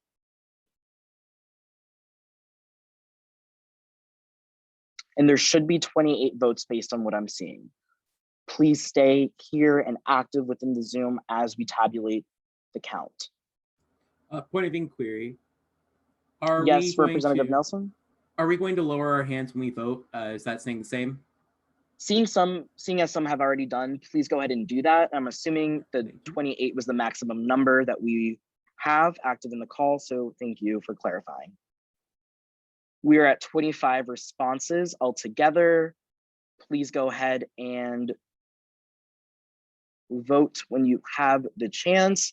We should be at 28, given that being our peak.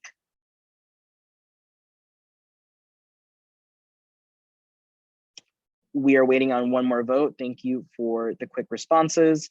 Again, we are waiting on one more vote. As soon as you have voted, please go ahead and lower your hand.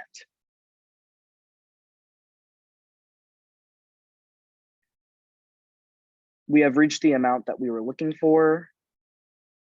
Thank you all, and I will now inform the candidates to rejoin the GroupMe.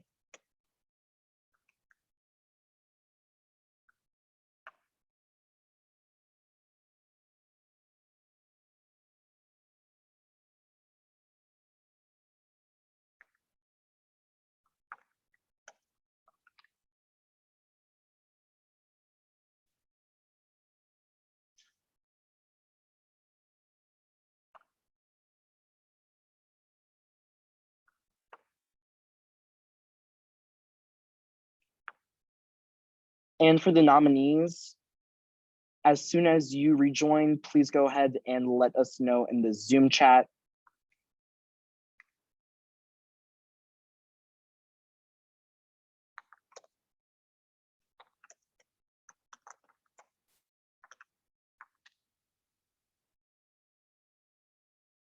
I'm inviting them back in 1 second.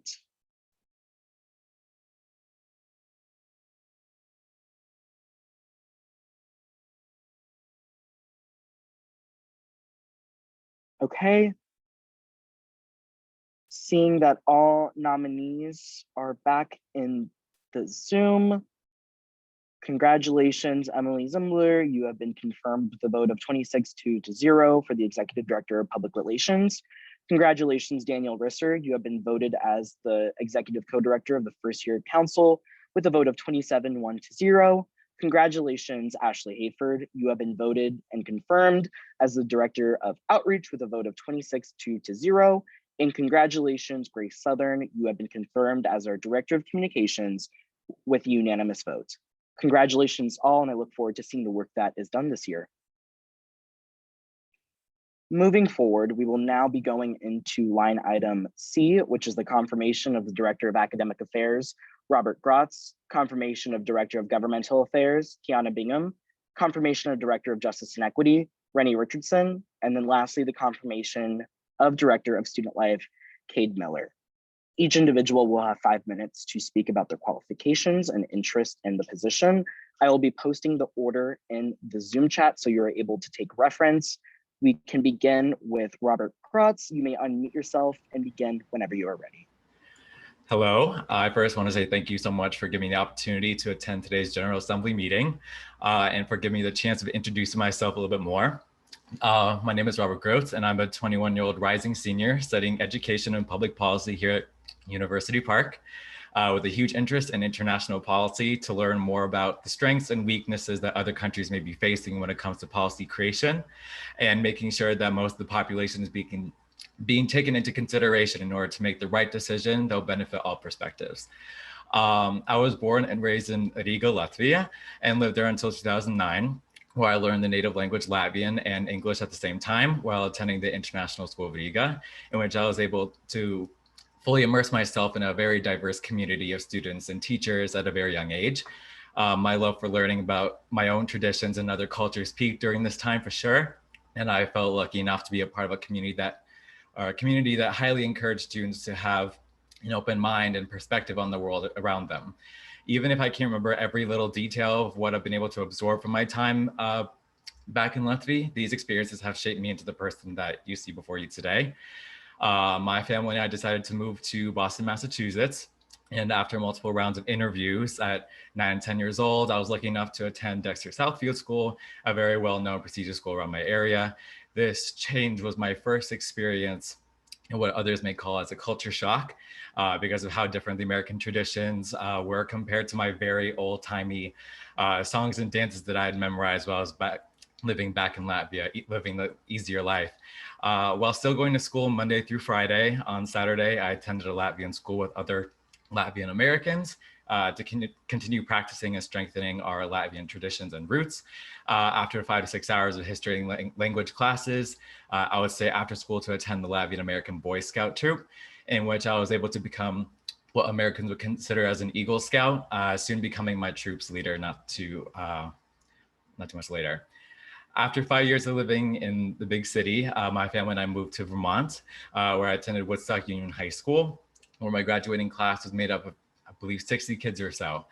Moving to Vermont introduced me to the athletics such as running cross country in the fall, alpine ski racing during the winter, running track in the spring, whilst also rowing for a nearby school in New Hampshire. I wanted to do everything. Going to Woodstock also allowed me to participate in clubs such as the French National Honor Society, which I would not have had the opportunity to experience if I were still living in Boston because of the strict exam school process.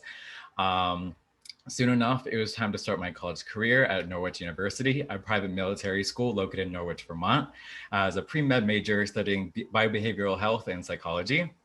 My passion for wanting to help people on a personal level was my focus until realizing that this was way out of my own comfort zone, and attending a military university to prove myself to others was not the way to go for someone like me. I ended up getting myself tested professionally to learn later that I had an executive function disorder and academic disability with attached social anxiety, which made me feel instantly out of place from being able to experience like your average college experience. Then I took the time to really think about my values and passions by taking a risk and transferring.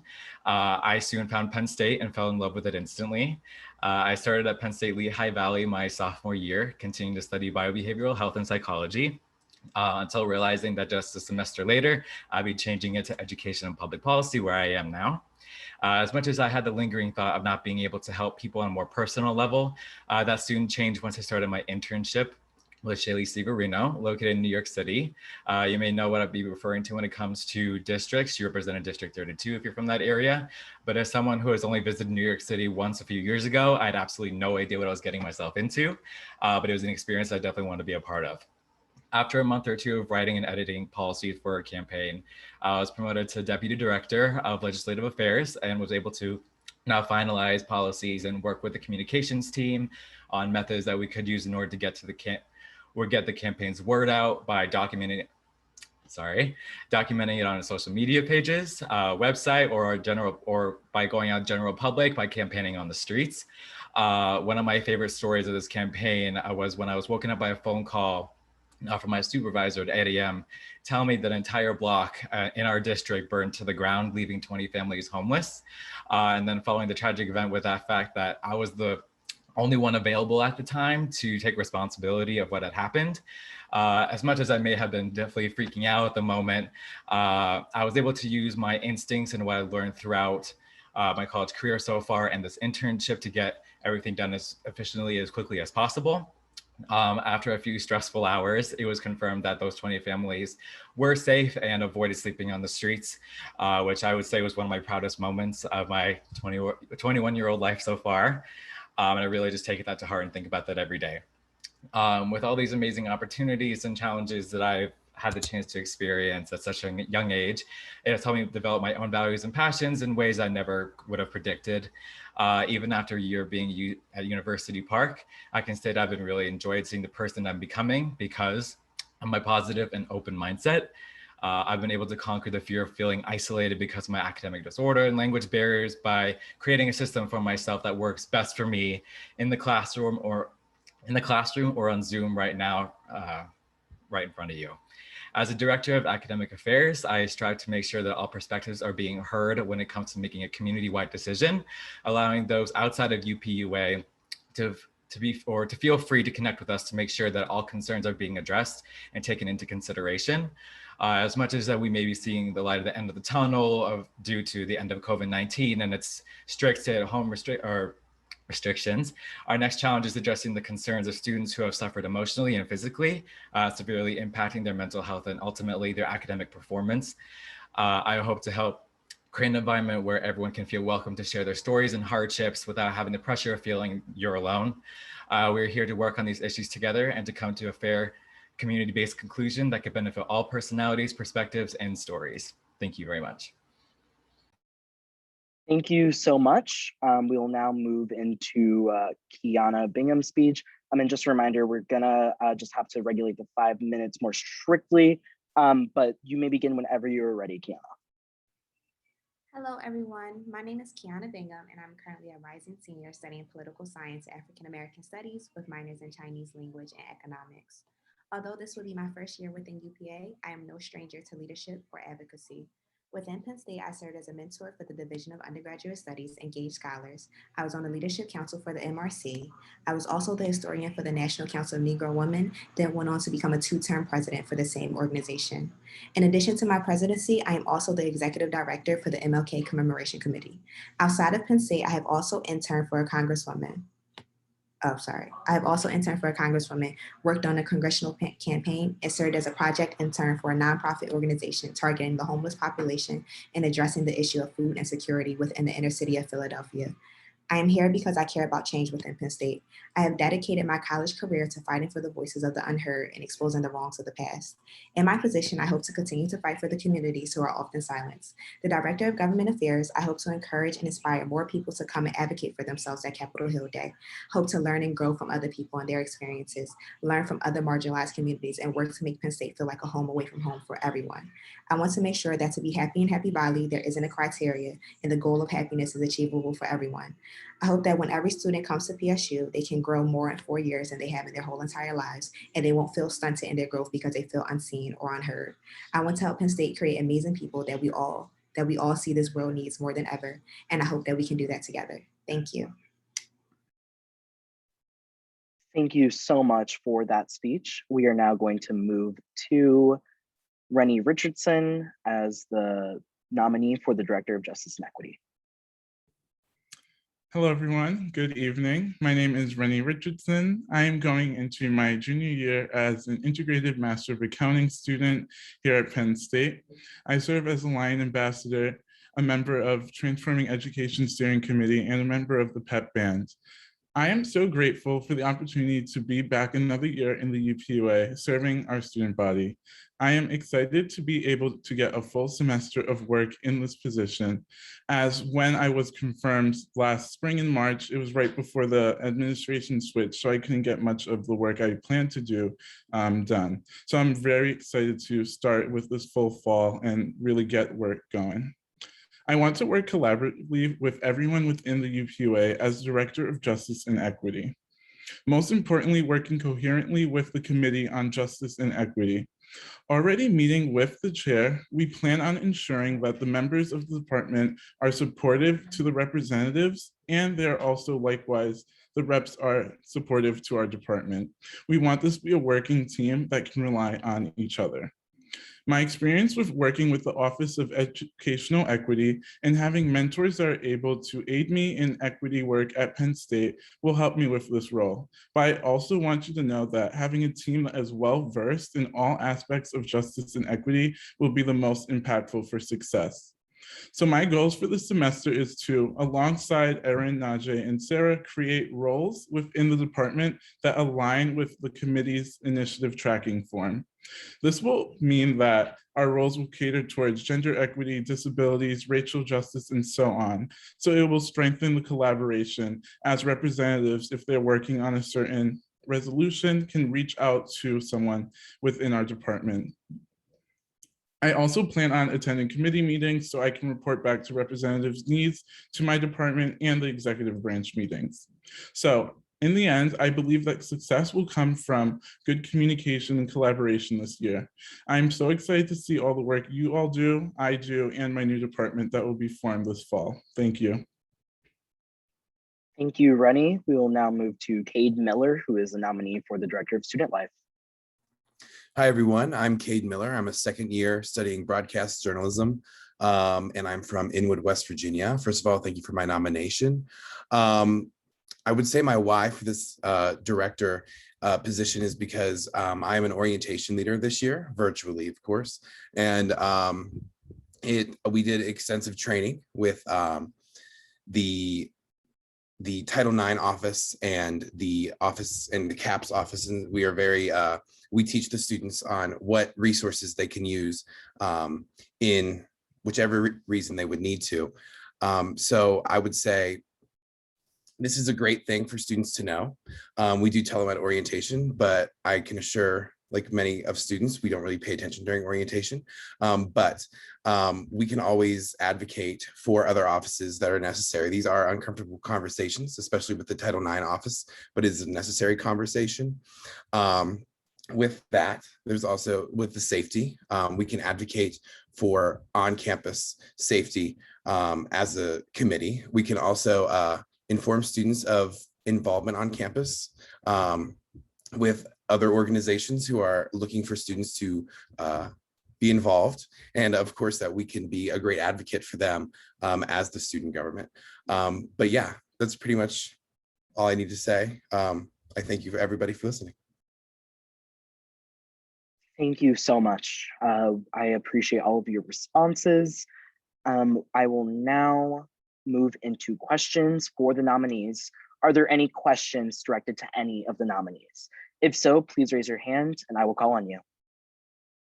Chair Brown. Samantha Brown at large. My question is directed at Cade. Could you just tell me a little bit more about how your own personal passions align with the Student Life Committee? Yeah, so I went into orientation thinking it was just something to build my resume, but I actually fell in love with it. It's awesome to teach new students, first of all, how to be a great Penn Stater when they're first joining the school, but also just teaching how to be a great student all around. And so I think that we at orientation, we talk about involvement right from the start. And I loved seeing when new students instantly find something that they enjoy and what they want to be involved with. I also like sharing the resources that Penn State has. We all know as student representatives, there are a lot of resources at Penn State, but we don't know every single one. And it encourages me to know that Penn State, there are so many things that Penn State has that students can use. And I just think that's awesome. And to be honest, I'm just an absolute Penn State maniac. And so when we share these opportunities for students, I think it's amazing. Thank you. Thank you, Chair Brown and Cade. Are there any other questions directed to a specific candidate or all of them? If so, please raise your hand. Chair Meter. Hi, everyone. My question is just, as director, how would you guys ensure that there is seamless communication between the committees that you will be directing to the legislative branch and the executive branch? And we can answer that in order, the same order that we went through last time. It's in the chat. So with Academic Affairs Director, I believe that we're all students, we're all part of this kind of system together, we're all part of this process together, and the best is to encourage each other as much as possible at all times. And that's by making sure that everyone's voices are heard, and no matter what the discussion may be, it can impact the majority of the student body. And I believe that without the proper perspective, there isn't proper communication, people would feel left out, and I'll be there to strengthen that.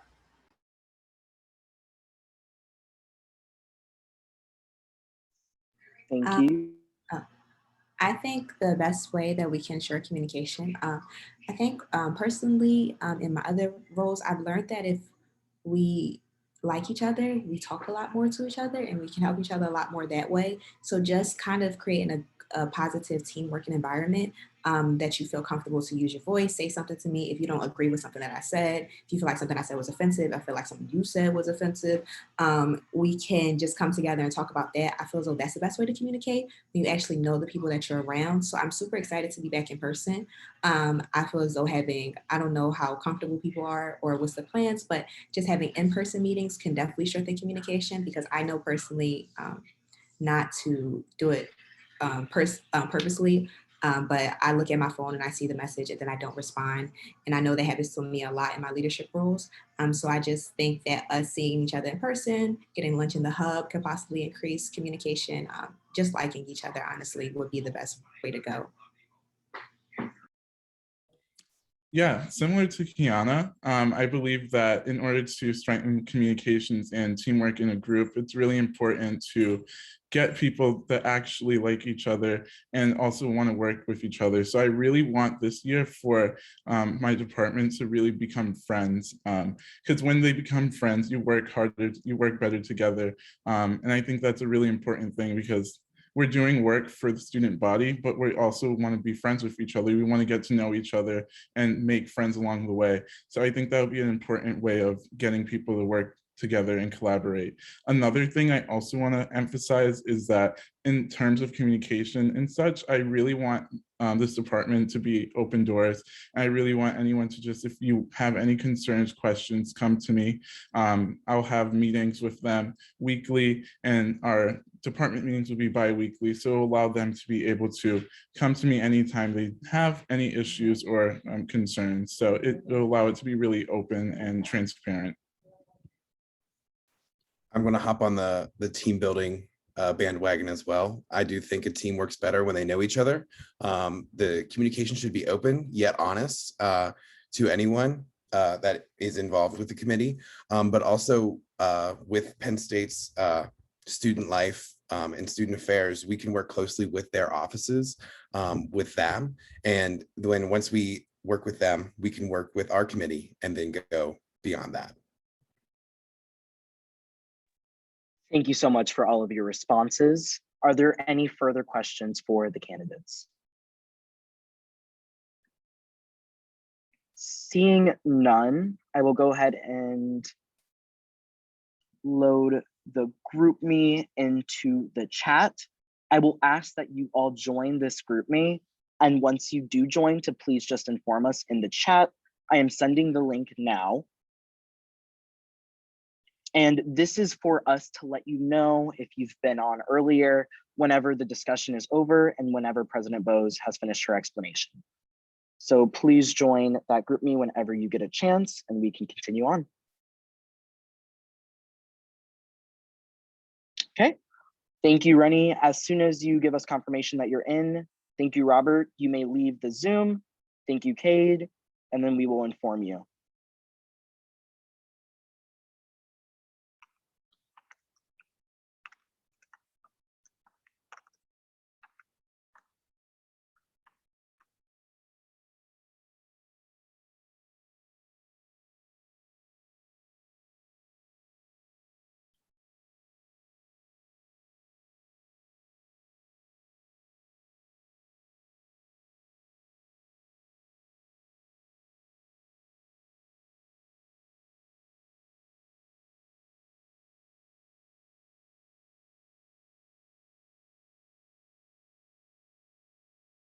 All right.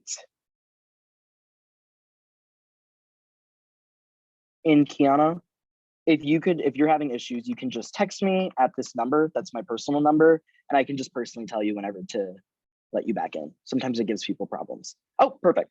All right, that being said, you may now leave, and we will move on to explanation by President Bose. President Bose, you may begin whenever you are ready.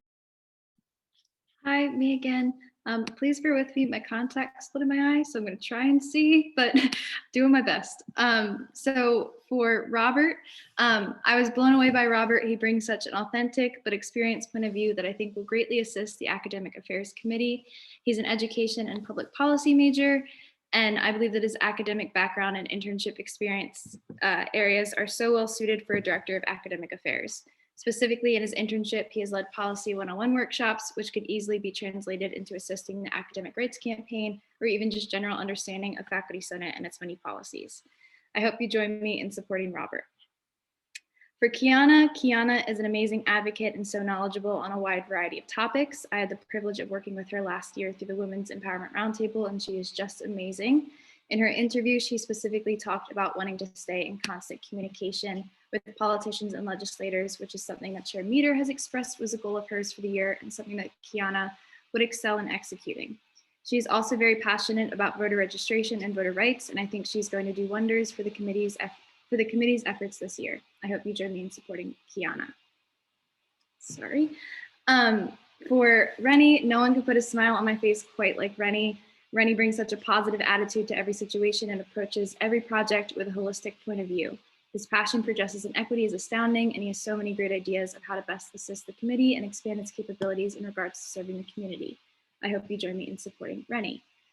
And then for Cade also brings a very fresh but experienced perspective to the organization. Through serving as an orientation leader, Cade is not only great at engaging students, but also went through many university trainings, is confident with communicating university resources, and brings a passion like no other.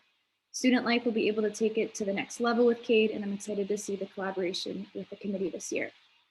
I hope you join me in supporting Cade. And then overall, there was one applicant for Director of Academic Affairs, one applicant for Justice and Equity, 3 applicants for Governmental Affairs, and 1 applicant for Student Life. I will now stand for questions. That being said, thank you, President Bose. Are there any questions? If so, please raise your hand and I will call on you. Seeing no questions for President Bose, we will now move into discussion. Is there any discussion on either of the nominees? If so, please raise your hand.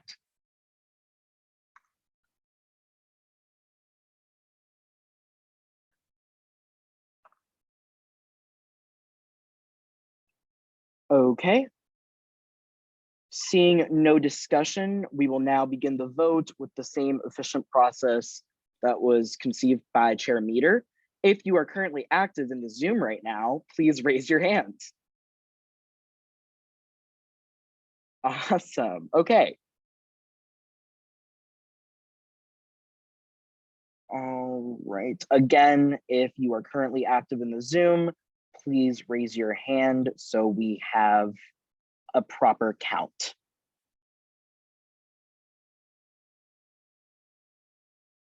Okay, so we have 27 hands raised, meaning 20, okay, 28. Can I get a 29? 29, anyone? 29, potentially a third. Okay, never mind. We are at 28. I'm going to assume that that's the peak number that we will have of active representatives voting. Just 1 second as I go ahead and go through that list. Representative Ingalls, are you with us? Okay. Seeing that he is not, I will send the voting link in the General Assembly channel GroupMe. Please go ahead and vote whenever that loads for you. Again, please open up your Teams and vote at your earliest convenience. We should have 28, and you are correct. After you vote, please lower your hand. Thank you.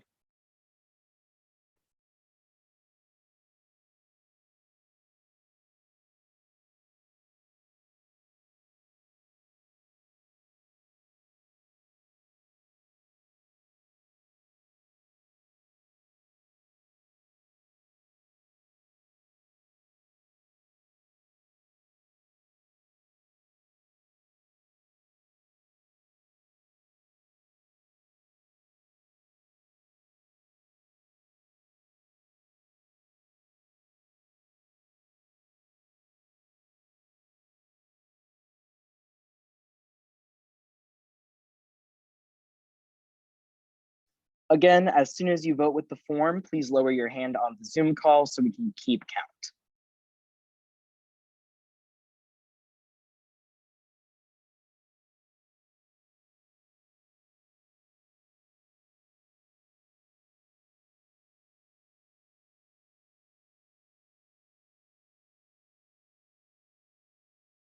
Okay.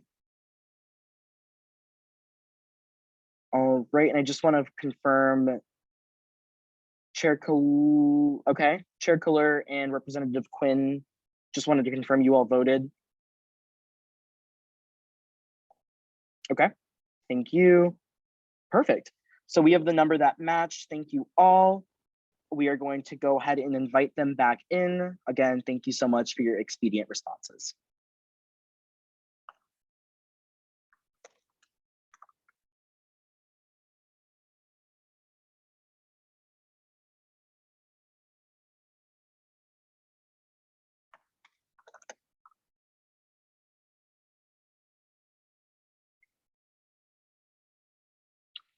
All right, and the link has been sent to them. We are going to wait until they are all back into the Zoom room before we announce the results.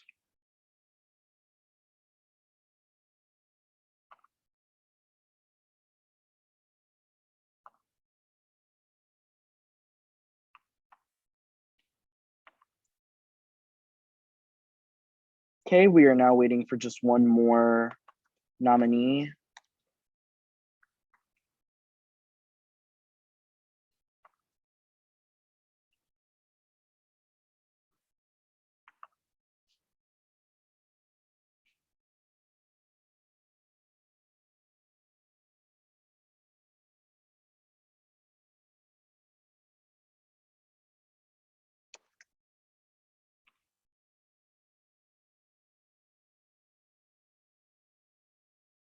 In 1 second, the candidate just informed me that they were joining. Thank you for your patience.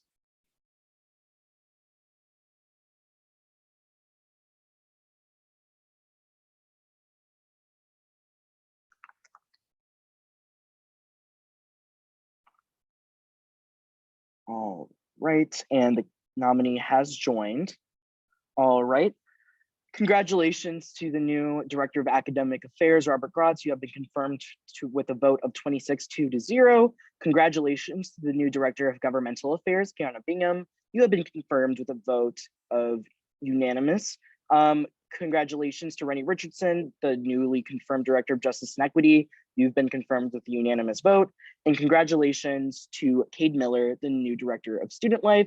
You have been confirmed with a vote of 27-1-0. Congratulations to all of you. And I know we cannot wait to see the work that you undertake this year. We will now move into line item D, the confirmation of the at-large representatives, Nora O'Toole and Nina Sampone. You will each have 5 minutes to speak about your qualifications and your experience in this realm, and then we will have time for questions. We will go in sequential order, starting with Nora O'Toole, and then we will move that way. You may begin whenever you are ready. Alrighty. Hey guys, so my name is Nora O'Toole, and I'll first start off by introducing myself. I am a rising sophomore, double majoring in cybersecurity and international politics with a focus on national security, and I'm currently involved with the Presidential Leadership Academy and have worked on many campaigns in the past, so reaching out and connecting to people on both professional and personal level is something I'm very familiar with.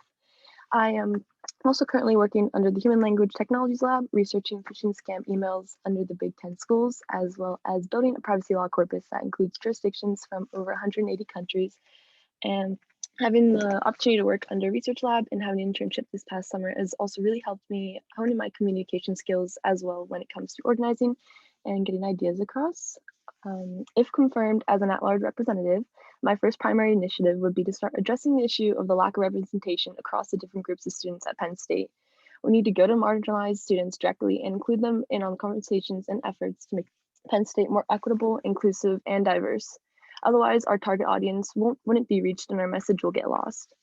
With this first initiative, I'd also like to work with the multicultural community to not only collaborate and address the lack of diversity, but also encourage students to run for seats to have a better representation within the UPUA. I acknowledge that I come from a place of privilege where I speak of this lack of representation and yet do not have to feel the effects. So I'll carry forth with intention and meaning in regards to my actions and words when it comes to my place of privilege to help other marginalized students. Another initiative that I'd love to accomplish, given the opportunity, is voter registration and marginalized groups of students at Penn State who lack access to some of the UPUA programs offered and left at a disadvantage.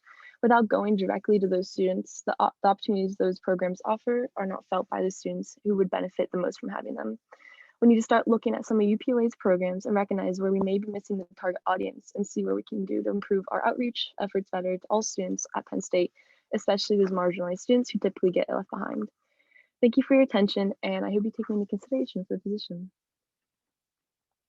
Thank you so much, Nora. We will now move to Nina. You will have 5 minutes. Hi, everybody. My name is Nina Sampone, and I am also a current rising sophomore. I am a major in biology on the pre-med track with a minor in forensic science. Something that I really love about this program is just the ability to reach others. In this previous year, I have served as the vice president of the Paula Calls Residents Association, and I just fell in love with it. Even with COVID, I was still able to volunteer, get my word out there, and document a total of 442 hours of community service during a pandemic.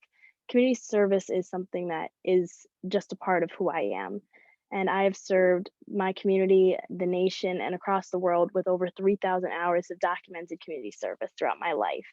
I have served on the Children's Advocacy Board Collegiate Council for the very first time that it was ever created, and I was also part of the first ever Thon Freshman Committee. I'm someone that believes that community service is so valid and so important, and especially in today's world where we are so connected to each other, we need to get out there.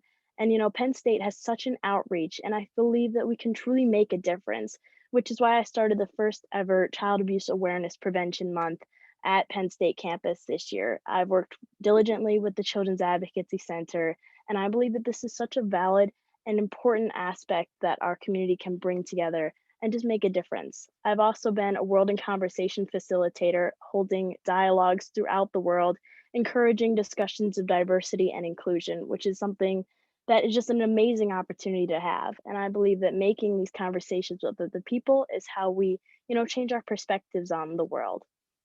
And I yield the rest of my time, and I'm just very happy to be here and excited to meet you all.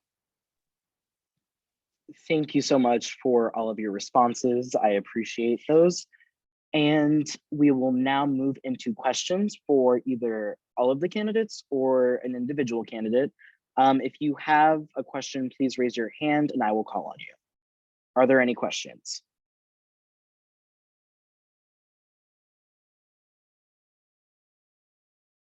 Chair Brown. Samantha Brown at large.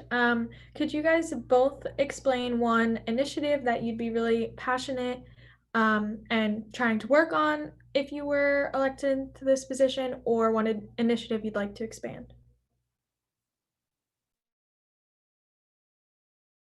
Yeah, so I'll start. Like I mentioned earlier, I really would just love, so over the past year, I've had a lot of conversations where there have been students who just don't feel represented, and the root of that problem is that we don't have as much representation in UPUA as I think we can have. And so I think we need to go to those groups, those multicultural groups of students, and encourage students to run, to get them in UPUA, and just kind of address that lack of representation. I am an ambassador for the Stop the Silence organization, which brings awareness to sexual assault. And being not only a Hispanic woman, but someone especially so involved with this, I believe that we need more representation and more awareness to this topic. I have been, living on the Penn State campus for this first year, and there have been 17 sexual assaults, even during a pandemic. Just alone, that number is way too high. And as the representative for the Stop the Silence organization at Penn State University, I really want to bring more attention to this issue. I really think that Penn State could be doing more, and we could be doing more as a community to make sure that our students and our friends and our peers are safe. Thank you for those responses. Chair Brown. Sorry, I forgot to lower my hand. Thank you. Are there any other questions for either of the nominees? If so, please raise your hand, and if not, we'll move on. Okay, seeing none, Speaker Gibbard informed me you all were in a group chat. So that being said, you do not need to join a group me, and you may leave whenever you are ready so we can begin discussion and explanation.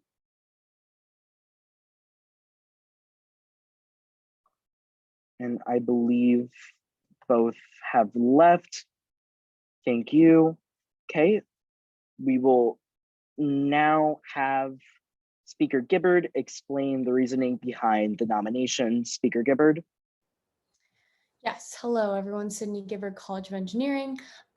So I first off just wanted to explain kind of how we went about like the outreach to at-larges. We decided that we were going to reach out to all of the previous reps who lost in their election, which actually totaled out to be, including write-in people, about 25 people that I reached out to. And then we also reached out to a bunch of different political orgs on campus, multicultural orgs on campus, orgs that kind of combine the two, and ones that were also focused on civic engagement. And so we ended up interviewing 6 people for this position. We originally were only going to be interviewing for 1 at-large vacancy, but the day before we had interviews and we had steering, we actually ended up having 2 at-large vacancies, and we decided that if we had 2 candidates strong enough to fulfill those positions, then we would do that for the sake of efficiency and filling those positions before the school year started. And we ended up having like 6 incredibly strong applicants. Like any one of them would have been an incredible at-large. So it was a very tough choice, I think.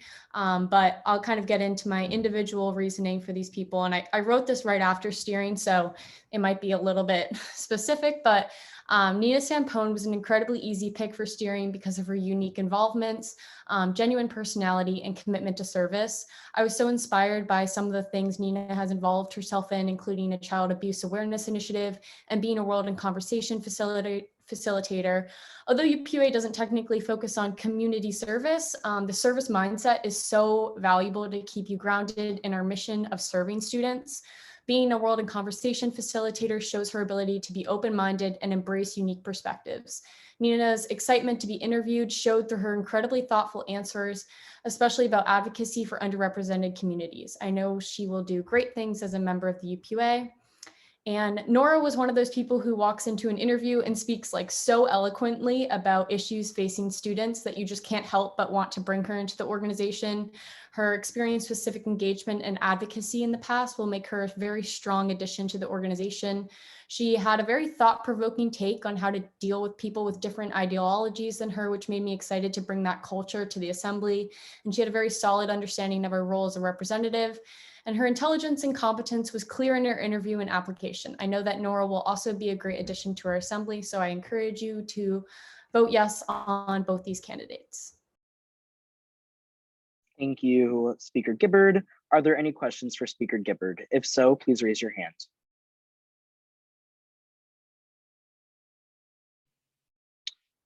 Seeing no discussion, seeing no questions, we will now move into discussion. Is there any discussion on the nominees? If so, please raise your hand and I will call on you.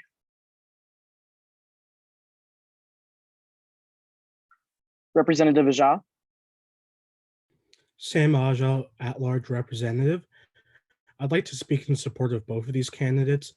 They're both wonderful people, but I'd specifically like to talk about Nora. I've known Nora for a while now, and I've had the wonderful opportunity to work with her in other organizations such as College Dems, and I've really had the wonderful opportunity of getting to know her better, seeing how she works and relates with other people, and really seeing how she advocates on the behalf of students and really get down into the nitty-gritty of community organizing. She's a strong team player, a really driven and motivated person. And whenever I'm in a room with her, whenever I'm talking to her, I always feel comfortable, included, and seen. And I know she'll do the same on behalf of students. So I hope you'll join me in voting yes for her. Thank you, Representative Aja. I will now move to Representative Brown Sorensen. Hi, Representative Brown Sorensen at large. I just also wanted to take a second to speak in support of Nora O'Toole. I have never met Nora in person, but over the past year, I have gotten to know her very well. She is very sociable and committed to especially turning out the vote on campus. And so I'm excited to see what she does with PSU votes because she does have a passion for voter registration and community and civic engagement. I know her to be a very reliable and hard worker in her involvements as the current treasurer on the executive board of the College Democrats. She is transparent, reliable. She checks in all the time. She gets her work done. She's very passionate, and I am sure that she will bring that same vigor and tenacity to UPUA. And I'm really excited to see what she could accomplish if confirmed. Thank you, Representative Brown Sorensen. Is there any other discussion on the nominees? Okay. Seeing no further discussion, we will now move into a vote. You know the drill. Please go ahead and raise your hands if you are currently actively on the call. Again, please go ahead and raise your hands if you are currently and actively on the call. Now, in a moment, you will see the link being posted in the General Assembly channel on Teams. If you are active, please go ahead and vote on that at your earliest convenience, and we will be able to tabulate the votes from there.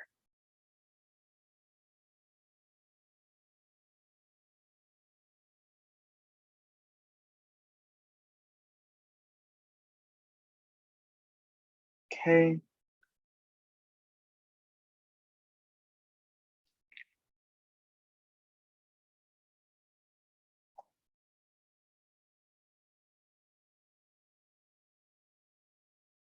And I apologize, if you voted, you can go ahead and lower your hands. I got the peak amount.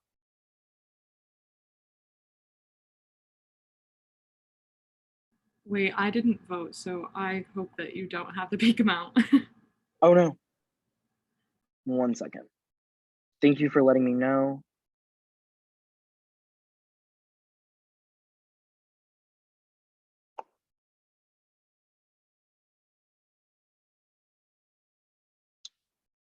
Okay, wonderful. Thank you all for your expedient response. We are at 28 responses, which is what was marked. Representative Reynolds and Representative Morgan, I just wanted to confirm that you voted, and if so, you can lower your hands. Okay. Thank you, Representative Reynolds.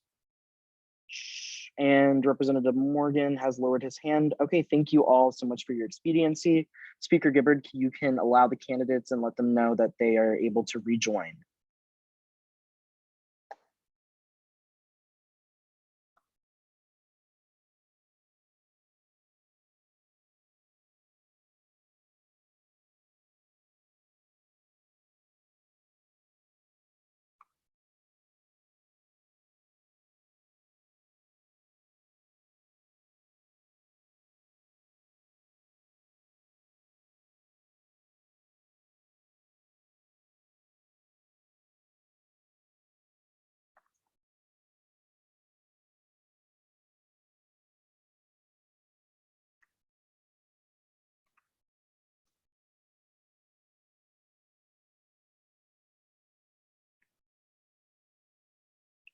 Okay, seeing that both nominees have just rejoined the call, congratulations, Nora O'Toole. You have been confirmed as an at-large representative with a vote of 24-3-1.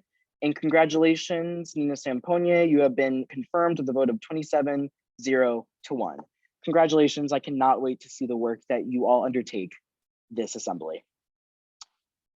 That being said, we will now move into the swearing in of the Associate Justices, the Director of Public Relations, the Co-Director of First Year Council, the Director of Outreach, the Director of Communications, Director of Academic Affairs, Governmental Affairs, Justice and Equity, Academic Affairs, at-large representatives, and our new ISC representatives. President Bose will deliver the oath of office. Please unmute yourself and say it along with President Bose. Thank you. This is bound to be chaotic because there's a lot of us. So if you're being sworn in, if you can unmute yourself and raise your right hand. And I'm gonna go line by line, so just repeat after I say the line. We'll try this. I promise to faithfully uphold I promise to Promise faithfully to uphold uphold the Constitution of the Constitution Constitution of of University Park Undergraduate Association University University Undergraduate Association Association and to defend the rights and to and defend to the defend rights the the rights rights of each individual student of each of individual individual student student while working towards the betterment of student life. while while working working towards towards the the betterment of student life. life. I shall perform I shall perform Shall perform to the best of my ability to the best of my my ability, ability, responsibilities and duties the responsibilities and responsibilities, duties duties that have been entrusted to me that have been that have been entrusted in entrusted me to me by the University Park Undergraduate Student Body by the University Park Undergraduate Undergraduate Student Body student body through virtue of the office which I hold.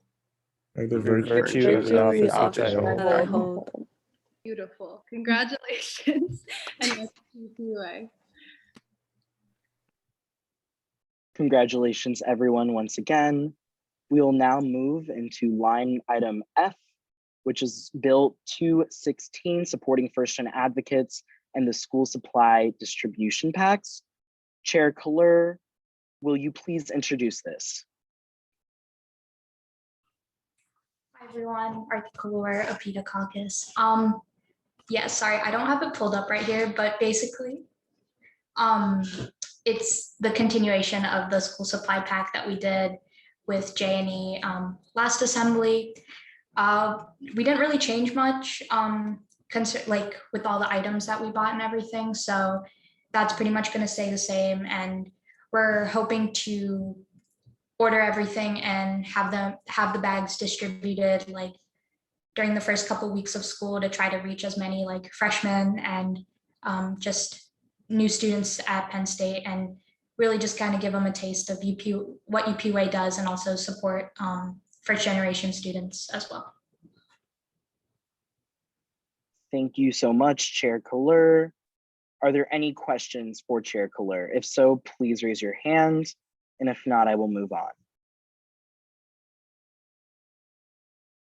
Given that I see no questions, we will now move into discussion. Is there any discussion on this bill? Chair Kaler? Hey, sorry again. So one, I had an amendment to add Sam Ajah as a co-sponsor to the bill. Is there a And second? Second. Okay, and that is taken as friendly. And then I just wanted to give a reasoning to the number of bags that we ordered. So I kept the 700 from last assembly, just because we thought that there would be more reach and there'd be more students on campus. So we should have a much easier time distributing them, and hopefully we won't have as many left over as we saw last assembly. Thank you, Chair Kaler. Is there any further discussion on the legislation? I don't know if I can raise my hand. Speaker Gibbard? Thank you. Sydney Gibbard, College of Engineering. I don't exactly know what the amount remaining in the Type 40 is, and I don't know if Director McFarland is on the call, but we can amend that after. But I just wanted everyone to know that that will change after we pass the legislation. So I motion to amend the Type 40 to whatever the number is as soon as we get that number. Is there a second? Second. And that is taken as friendly. Awesome. And Director McFarland, if you are still on the call, if you could please just text Speaker Gibbard the amount, we can amend that posthumously after the bill is potentially passed. Okay, is there any further discussion on this bill? Seeing none, we will now close the floor to discussion. And we will now move into a vote by roll call due to this being a bill that is in our governing documents for those that are new. So newly sworn in representatives, you will now be able to vote as long as that is updated. And I believe Chief of Staff Jordan or Speaker Gibbard will be calling the names, and you all may begin whenever you're ready. Okay, I'm sorry if I say any names wrong in advance. Emmanuel Monte, Yes. Samuel Aja, Yes. Sam Brown, Yes. Seth Constein, Yes. Matthew DeAngelis, Yes. Jordan Diebler, Yes. George Durango Espin, Yes. Kara Flegel, Carter Gangle, Yes. Lakin Meter,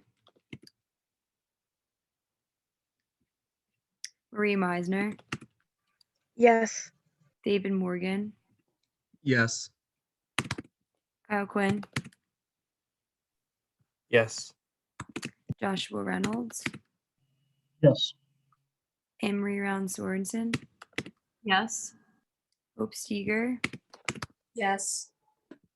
Sean Terry, Yes. Stephen Zhang, Yes. Caitlin Farrar, Yes. Megan Neely, Yes. Michael DeBotton, Holden and Goss, Yes. Michael Jablonski, Yes. Maria Gillespie, Sydney Gibbard, Yes. Patricia Brungy, Patty Brungy, sorry. Patty. Okay, Donald Impovito, Noah Robertson, Yes. Jasmine Boldock, Yes. Louis Richardson, Yes. Kathy Zhao, Janelle Lazazu, Yes. Arthi Kalor, Yes. Selena Gao, Yes.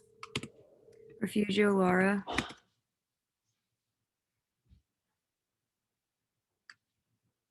Brian Lascalzo, Jason Nelson, Yes. Aaliyah Fedorov, Jarrell Gibbs, Nora O'Toole, Yes. Nina Sampour, Yes. Dia Bita, Yes. and Andrid Anad. Yes. Anyone's name I did not call or missed? Let me just check the chat. And 1 second as we go and tabulate that. Sarah, I don't know if you saw, but Chair Meter votes Yeah, yes. got it. Thank you. Okay. And please hold as we tabulate the votes.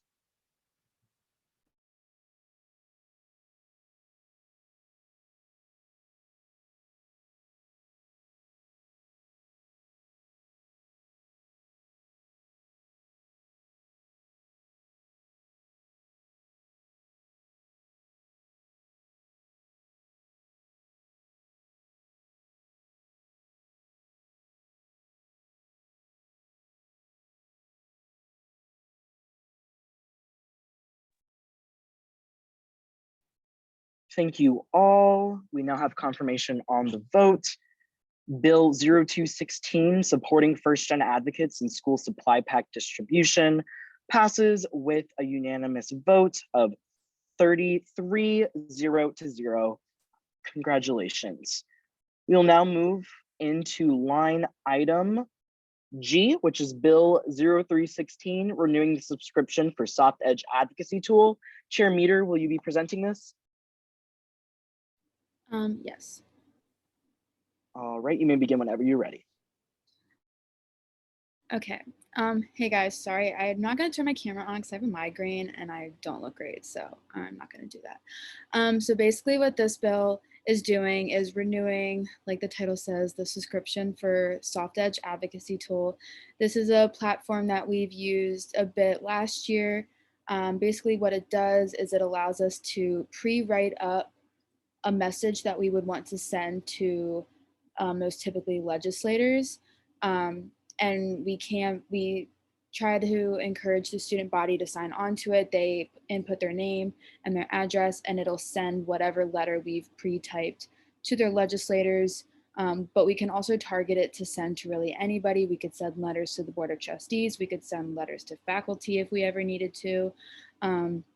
It also has the ability to track legislation really easily, which is helpful for a lot of the work that we do in Gov Affairs.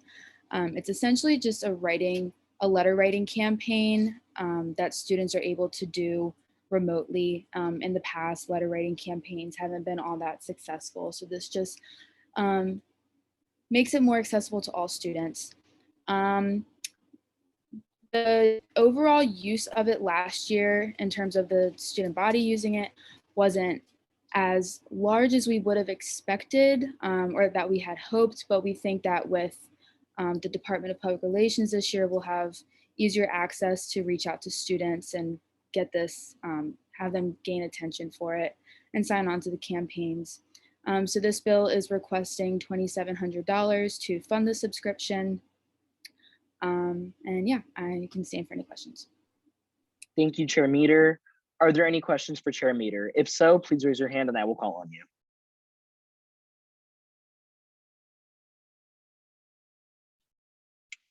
Okay. Seeing no questions for Chair Meter, we'll now close the floor on questions and we'll move into discussion. Is there any discussion on Bill 316? If so, please raise your hand and I will call on you.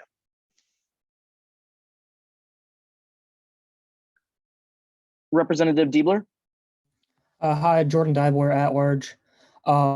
Just saying, as the federal state liaison, and in terms of advocating to federal and state officials, as well as keeping track of what goes on in Congress, Soft Edge is going to be a huge tool for us, specifically me and everybody else in governmental affairs, to really help get the student body opinion out there and to advocate for more than just what we pass as resolutions here in UPUA. Thank you, Representative Diebler. Are there any other points of discussion? If so, please raise your hand. Okay, thank you, Speaker Gibbard. Is there a second to that motion? Thank you for that second. And I will see that as taken as friendly. All right. And then we will update that, I'm assuming, after the bill is potentially passed. Okay, that being said, I'm going to now close the, seeing no more discussion, we'll close the floor for debate. And, oh, sorry about that. Chair Robertson, I'm sorry, Representative Robertson.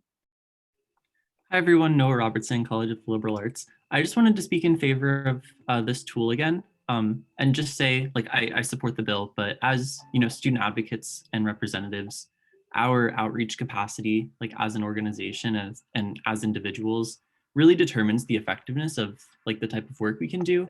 And so I think that this is such a powerful tool to really act as a follow through on our resolutions, which is always something to really keep in mind as we're thinking about, especially recently with all of the conversations about vaccines, thinking about how can we utilize this outreach tool to really effectively get across the student body's perspective. Who can we direct Soft Edge campaigns towards, and how can we communicate that to students to express their view? All really important things to think about when we're writing resolutions. And I'm glad to see that we have this tool to help operationalize them a bit. Yeah, so I think really relevant to a lot of the work we're going to do this year. Thank you, Representative Robertson. All right, and we will, seeing that this is a bill, we will now move into a vote by roll call. Chief of Staff Jordan, you may begin that vote whenever you are ready. All right, Emmanuel Monte. Yes. Samuel Aja. Yes. Samantha Brown. Yes. Seth Constein, Yes. Matthew DeAngelis, Yes. Jordan Deibler, Yes. George Durango Espin, Yes. Kara Flegel, Carter Gangle, Yes. Lakin Meter, Yes. Marie Meisner, Yes. David Morgan, Yes. Kyle Quinn, Yes. Joshua Reynolds, Yes. Amory Round Sorensen, Yes. Hope Steger, Yes. Sean Terry, Yes. Stephen Zhang, Yes. Caitlin Farrar, Yes. Megan Neely, Yes. Michael DeBotton, Holden and Gloss, Yes. Michael Jablonski, Yes. Marissa Gillespie, Cindy Gibbard, Yes. Patricia Brungy, Donna Impavito, Noah Robertson, Yes. Jasmine Boldick, Yes. Lewis Richardson, Yes. Kathy Zhao, Janelle Lazalzu, Yes. Arthi Kaur, Yes. Selena Gao, Yes. Refugio Lara, Ryan Lascalzo, Jason Nelson, Yes. Aaliyah Fedorov, Jarrell Gibbs, Nora O'Toole, Yes. Nina Sampone, Yeah. Dia Bita, Yes. and Anarid Anad. Yes.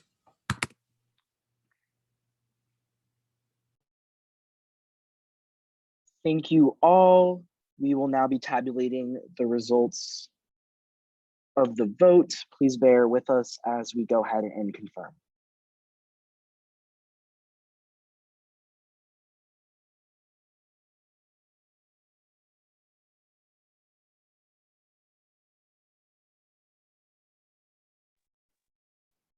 Okay, thank you for your patience. Bill 0316, renewing the subscription for Soft Edge Advocacy Tool, passes with a vote of 33-0. Congratulations. We will now move into line item H, resolution 0516, continuation of the Racial Justice Roundtable. Chair Kohler, will you be introducing this? I'll yield my time to Representatives Luazo and Zhang. Okay, Representative Lazo and Zhang, you may begin whenever you're ready. Okay, hi everyone. Obviously this is the continuation of the Racial Justice Roundtable. This was first brought into the 15th Assembly of UPUA, and that was brought up due to the Black Lives Matter movement and the killing of George Floyd. So this was brought up through Justice and Equity. Last year, because there was summer assemblies, the Racial Justice Roundtable was held during the summer, and there's 2 different sessions about the same topic. This year, we're going to have multiple roundtables about different types of races and holidays, and it'll be held on holidays such as during Black History Month, Indigenous Peoples Day, Hispanic Heritage Month, Asian Heritage Month, etc. This is like a really great opportunity for people of minorities to come together and express their either comments or concerns relating to like either the university's handling of these types of situations, like the Zoom bombings that did happen last year, and recently the removal of the federal Castro quote from the PRCC. And this will cover all different types of grounds since we will be doing it on different types of holidays. And I'll yield my time to Speaker Representative Zhang if he wants to add anything. Yeah, Steve Zing at large. I think Representative Loazo did a great job, and I'm pretty sure she covered 99% of it. I just wanted to, I guess, continue to speak in support of the roundtable and the idea that the primary goal is to make sure that communities of color are able to have a place to connect with other organizations as well as the UPUA, and just have spaces to voice their concerns in a forum where everyone can have representation and everyone is brought into the same room.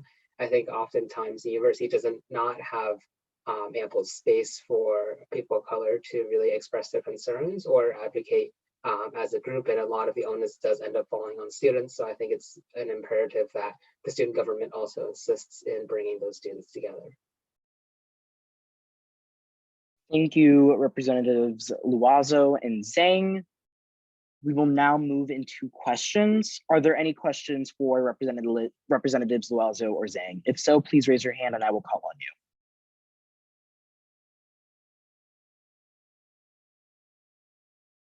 Seeing none, I will now close the floor for questions and we will move into discussion. Is there any discussion on this resolution? If so, please raise your hand and I will call on you. Chair Kaler. Hi, Arti Kalora, PETA Caucus. I just wanted to express my support for this resolution. I think last year it was really important that we had our roundtable, and I thought that a lot of like very productive discussion came out of it. And I just also wanted to say, like, these roundtables, a lot of the things that come out of them are really great ideas for us to find areas where we need to advocate a lot more. So yeah, I just really urge you all to vote yes on this resolution. And Thank you, Chair Kaler. Is there any further discussion on this resolution?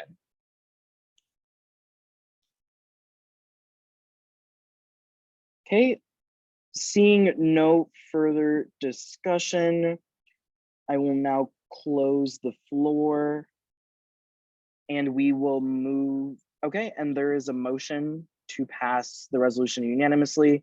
Is there a second? Okay. And is there any discussion on that motion? Seeing none, I will take that motion into account, and resolution 0516, continuation of the Racial Justice Roundtable, passes unanimously. Thank you. We will now move into a report by the Chief Justice, Jordan Zaya of the Judicial Board. Hey everyone, hope everyone's having a good summer so far.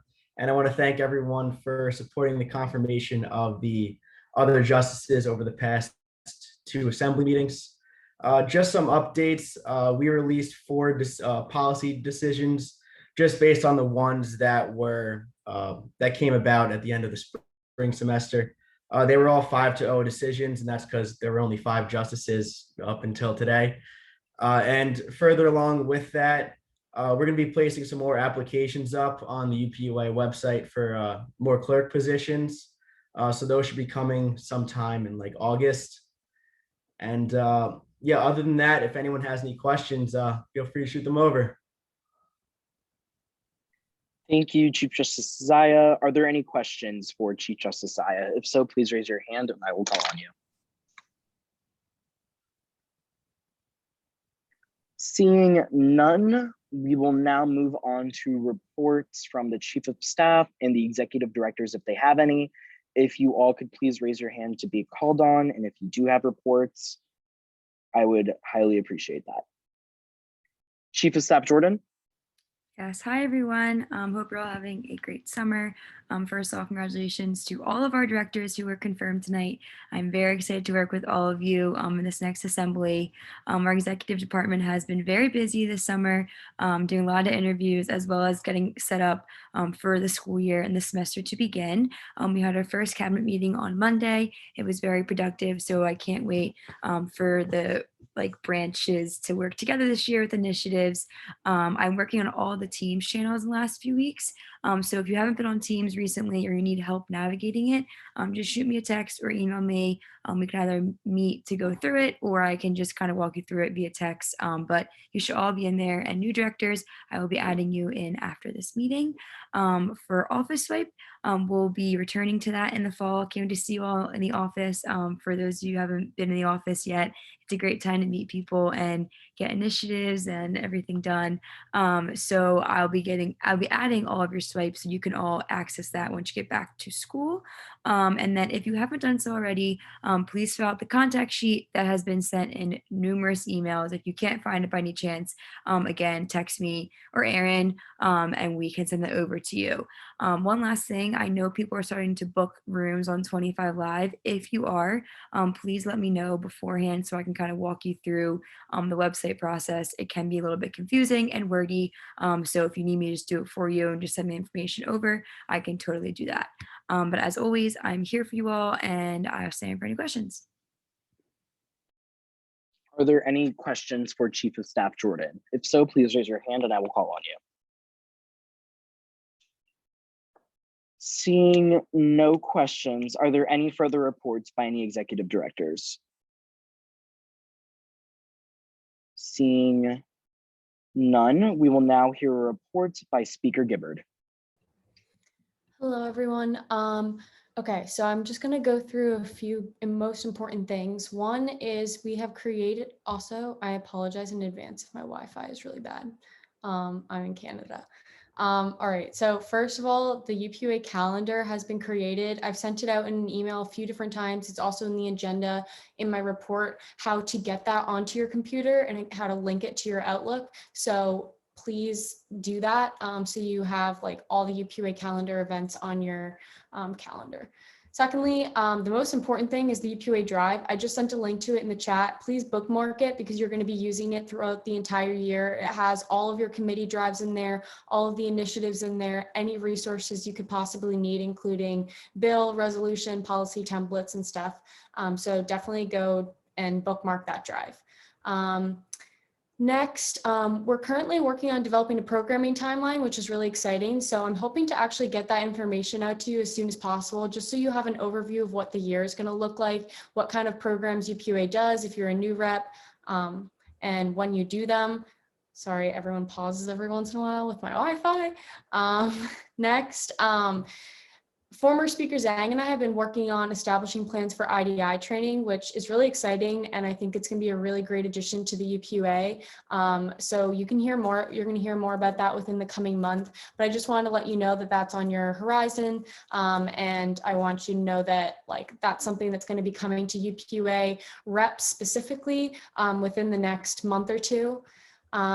Also, this is really important. We're establishing a policy working group to oversee UPUA representation and statements and also internal accountability. So I'll be kind of examining our policies on public statements, aka who can release them, who can sign on to them, who should approve them. And also we'll be looking into our policies on censure and the strike system, which not a lot of people even know that is included in the UPUA bylaws or constitution, and it's very vague about when to use that. So I'll definitely need some help and input from all branches on that front to make that happen. So be on the lookout for some information on the working group. And then the next most important thing is that in the coming weeks, we're hoping to release a UPUA-wide survey. I've talked to Barry about this, and we're going to clarify it a little bit more within the coming weeks about asking people to optionally within the org say and anonymously upload their vaccination information, just so that we know kind of in the organization what percentage of people are vaccinated. I think that that will make people feel a lot more comfortable going into rooms and doing UPUA activities. Again, it will be anonymous and optional, but I will highly recommend that you get involved in that. And that way we're just kind of making educated decisions for the organization. Finally, I'll be onboarding all the new reps, so make sure you text them and say hello once they're added to the contact sheet. Imagine how stressed you were when you joined UPUA, and I know it's like a very overwhelming organization, so feel free to text them and just introduce yourself. And yeah, that's it from me. Thank you. Thank you, Speaker Gibbard. Are there any questions for Speaker Gibbard? If so, please raise your hand. Wait, I forgot one more thing, sorry. You are I just wanted to mention, just in case Stephen doesn't get to do it in the comments for the good of the order, Stephen's going to be, Representative Zhang is going to be leading a bill to potentially purchase some N95 masks. I know we were talking a lot about that in the UPUA group me, and we were thinking about potentially bringing it tonight, but for the sake of time and for the sake of not bringing something by 2/3, we decided to push it off to an EVO over the month of August. So I want you guys to keep that on your radar. So, and if you're interested in kind of formulating what distribution of N95 masks will look like as a part of mutual aid in the office that Representative Brown Sorensen has set up, then definitely reach out to either two of those reps, and that will be in the coming weeks. Thank you. Sorry. Thank you. And that being said, are there any further questions for Speaker Gibbard? Seeing none, we will move to committee reports, beginning with Academic Affairs and Chair Richardson. Hi, everybody. Not too much today. I'll say, first of all, just to keep the meeting moving, check my report that's written in the bottom of the agenda. I go into a bit of detail there about the initiatives the AAC is going to be getting into. On behalf of AAC, Noah, and myself, we'd like to extend an invitation to the new reps to join AAC. I guess everyone, you're going to have to join committees eventually. For any reps in AAC that did not attend committee meeting, know it was at a super inconvenient time, please reach out to me or Noah. We'll be trying to reach out to you. We just want to make sure that we get you the information to get everybody on the same page starting the committee off. Aside from that, glad to be here. Thank you, Chair Richardson. Are there any questions for Chair Richardson? If so, please raise your hand and I will call on you. All right, seeing none, we will now move into facilities. Vice Chair Nelson, do you have anything to report other than Chair Fliegel's already pre-written report? Not at this time, no. Thank you, Vice Chair Nelson. All right, and if you do have questions for Chair Fliegel, given that she's not here, please contact her using the UPUA contact sheet. We'll now move into governmental affairs with Chair Meter. Hey everyone, thanks for passing the soft edge resolution tonight. Also, like Lewis said, new reps, please join Gov Affairs if that's something that you're interested in. Also, everyone check out my report and the agenda for more details about things. Other big things, if you're interested in running for past liaison, please reach out to me. We're still looking for someone to fill that role. And people from Gov Affairs Committee, we will be having one-on-ones in August. You should look out for signups for that in the upcoming dates. Thanks. Thank you, Chair Meter. Are there any questions for Chair Meter? Seeing none, we will now move into Justice and Equity with Chair Kaler. Everyone, thank you all so much for passing our legislation. I'm really excited to get started on all the work. And congrats to all the newly confirmed members. I'm really excited to work with you, and any new reps, please consider joining J&E. Reach out to me if you have any questions about it. Just a few updates from me. I had a meeting with former Director of Outreach, Aphrodite Biswas, as well as our new director, Ashley Hayford, to talk about Penn State PALS and the direction we want to go with that program.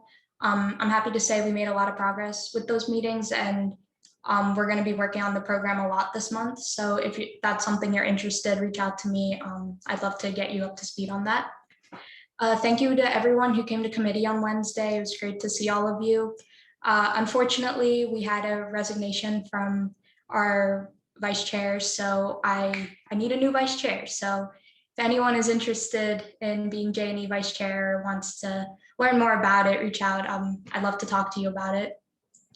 And finally, we decided on a meeting day for this upcoming school year, where J&E will be meeting on Fridays. Time, we're still deciding between 4 and 4:30, so I'll keep you updated on that. But definitely keep your Friday afternoons open. I promise I'll only keep you there for an hour, and then you're free to have your weekend. So other than that, that's it from me. Have a great rest of your night.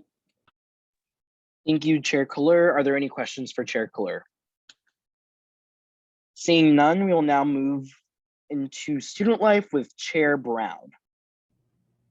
Hi, everyone. Just a short report from me. We had student life, not this past Monday, but the Monday before. And so thank you all who attended. If you haven't filled out your initiative preference form, please, please, please do that. I've sent it in the group me like 5 times, so please do that. And also our most pressing initiative is Red Zone Action Week. If you don't know what that is, it's addressing the sexual assault cases that happens when students immediately return to campus or are just coming to campus. And we did lose a rep who is working on that. So if you're interested, just let me know. And if you have any questions, feel free to reach out. Thank you, Chair Brown. Are there any questions for Chair Brown? Seeing no questions for Chair Brown, we'll move into comments for the good of the order. Are there any comments for the good of the order? If so, please raise your hand and I will call on you. Chief of Staff Jordan. Sorry, Sarah Jordan. I forgot to add in my report that there are, even though there were not like some of the directors confirmed through assembly, there have been a lot of directors within departments. So if you want to get to know more about them and new roles, for example, our director of data analytics is a new role within the assembly and all that stuff. So they're looking forward to meeting all of you. They're just not having to be confirmed by the assembly, but please warm welcome them as well. They're really excited to work with all of you guys. Just wanted to add that in, sorry. Thank you, Chief of Staff Jordan. Are there any further comments for the good of the order? Okay, well, I have one. Since modern rules give me amazing flexibility, real quick, picture time, potentially last virtual meeting, right? So turn on your cameras real quick for like 30 seconds. If you can, and I will quickly get a picture and then we'll move on. Okay, ready? 1, 2, 3. This is the first page. Don't turn off your cameras. Okay. Cheese. Okay, sorry, on the Mac. Got that one. Okay, next page. Ready, everyone? Just turn on your camera, say cheese. Cheese. Okay, 1, 2, 3. Okay, you are all good. No, you're not. No, you're not. One more time. 1, 2, 3. Perf. Okay, that being said, Chief of Staff Jordan, will you please take closing roll call? Thanks. Okay, sorry guys, 1 second. All right, Emmanuel Monte. Here. Samuel Aja. Here. Samantha Brown. Here. Seth Constein. Here. Oh, shoot. Aaron Bose. Sorry. And Najee Rodriguez. Here.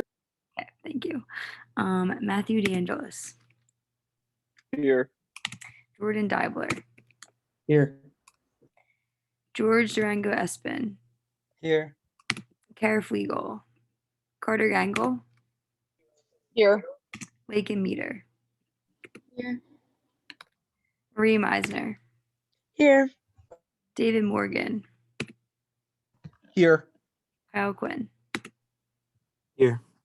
Joshua Reynolds. Anne-Marie Round Sorensen. Here.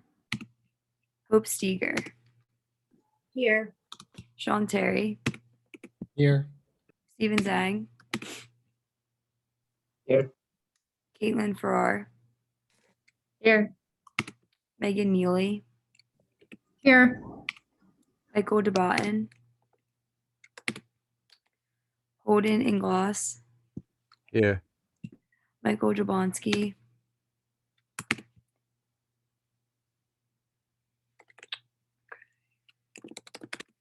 Ursula Gillespie. Sydney Gibbard. Here. Patricia Brunji. Donald Impavito. Noah Robertson. Here. Jasmine Boldick.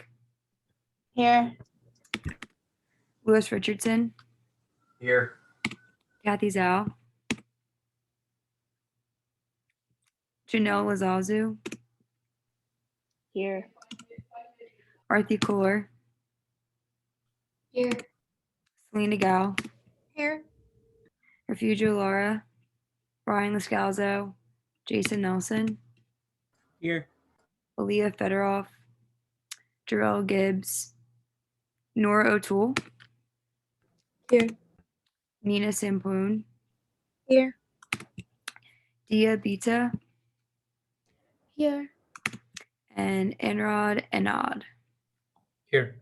Okay, did I call everybody's name? There's a reason I'm not secretary, and that's why. Sorry about mispronunciations. Did I miss anybody? Okay. Seeing that no one's name is missing, our meeting is hereby adjourned at Wednesday, July 28th at 9:51 p.m. Have a great night. Have a great night, everybody. Thank you. Remember, COVID tests are super quick and easy and absolutely free at Penn State. So if you come back here and you feel anything, go get one of those like immediately. Have a great one, everybody. Have a good night.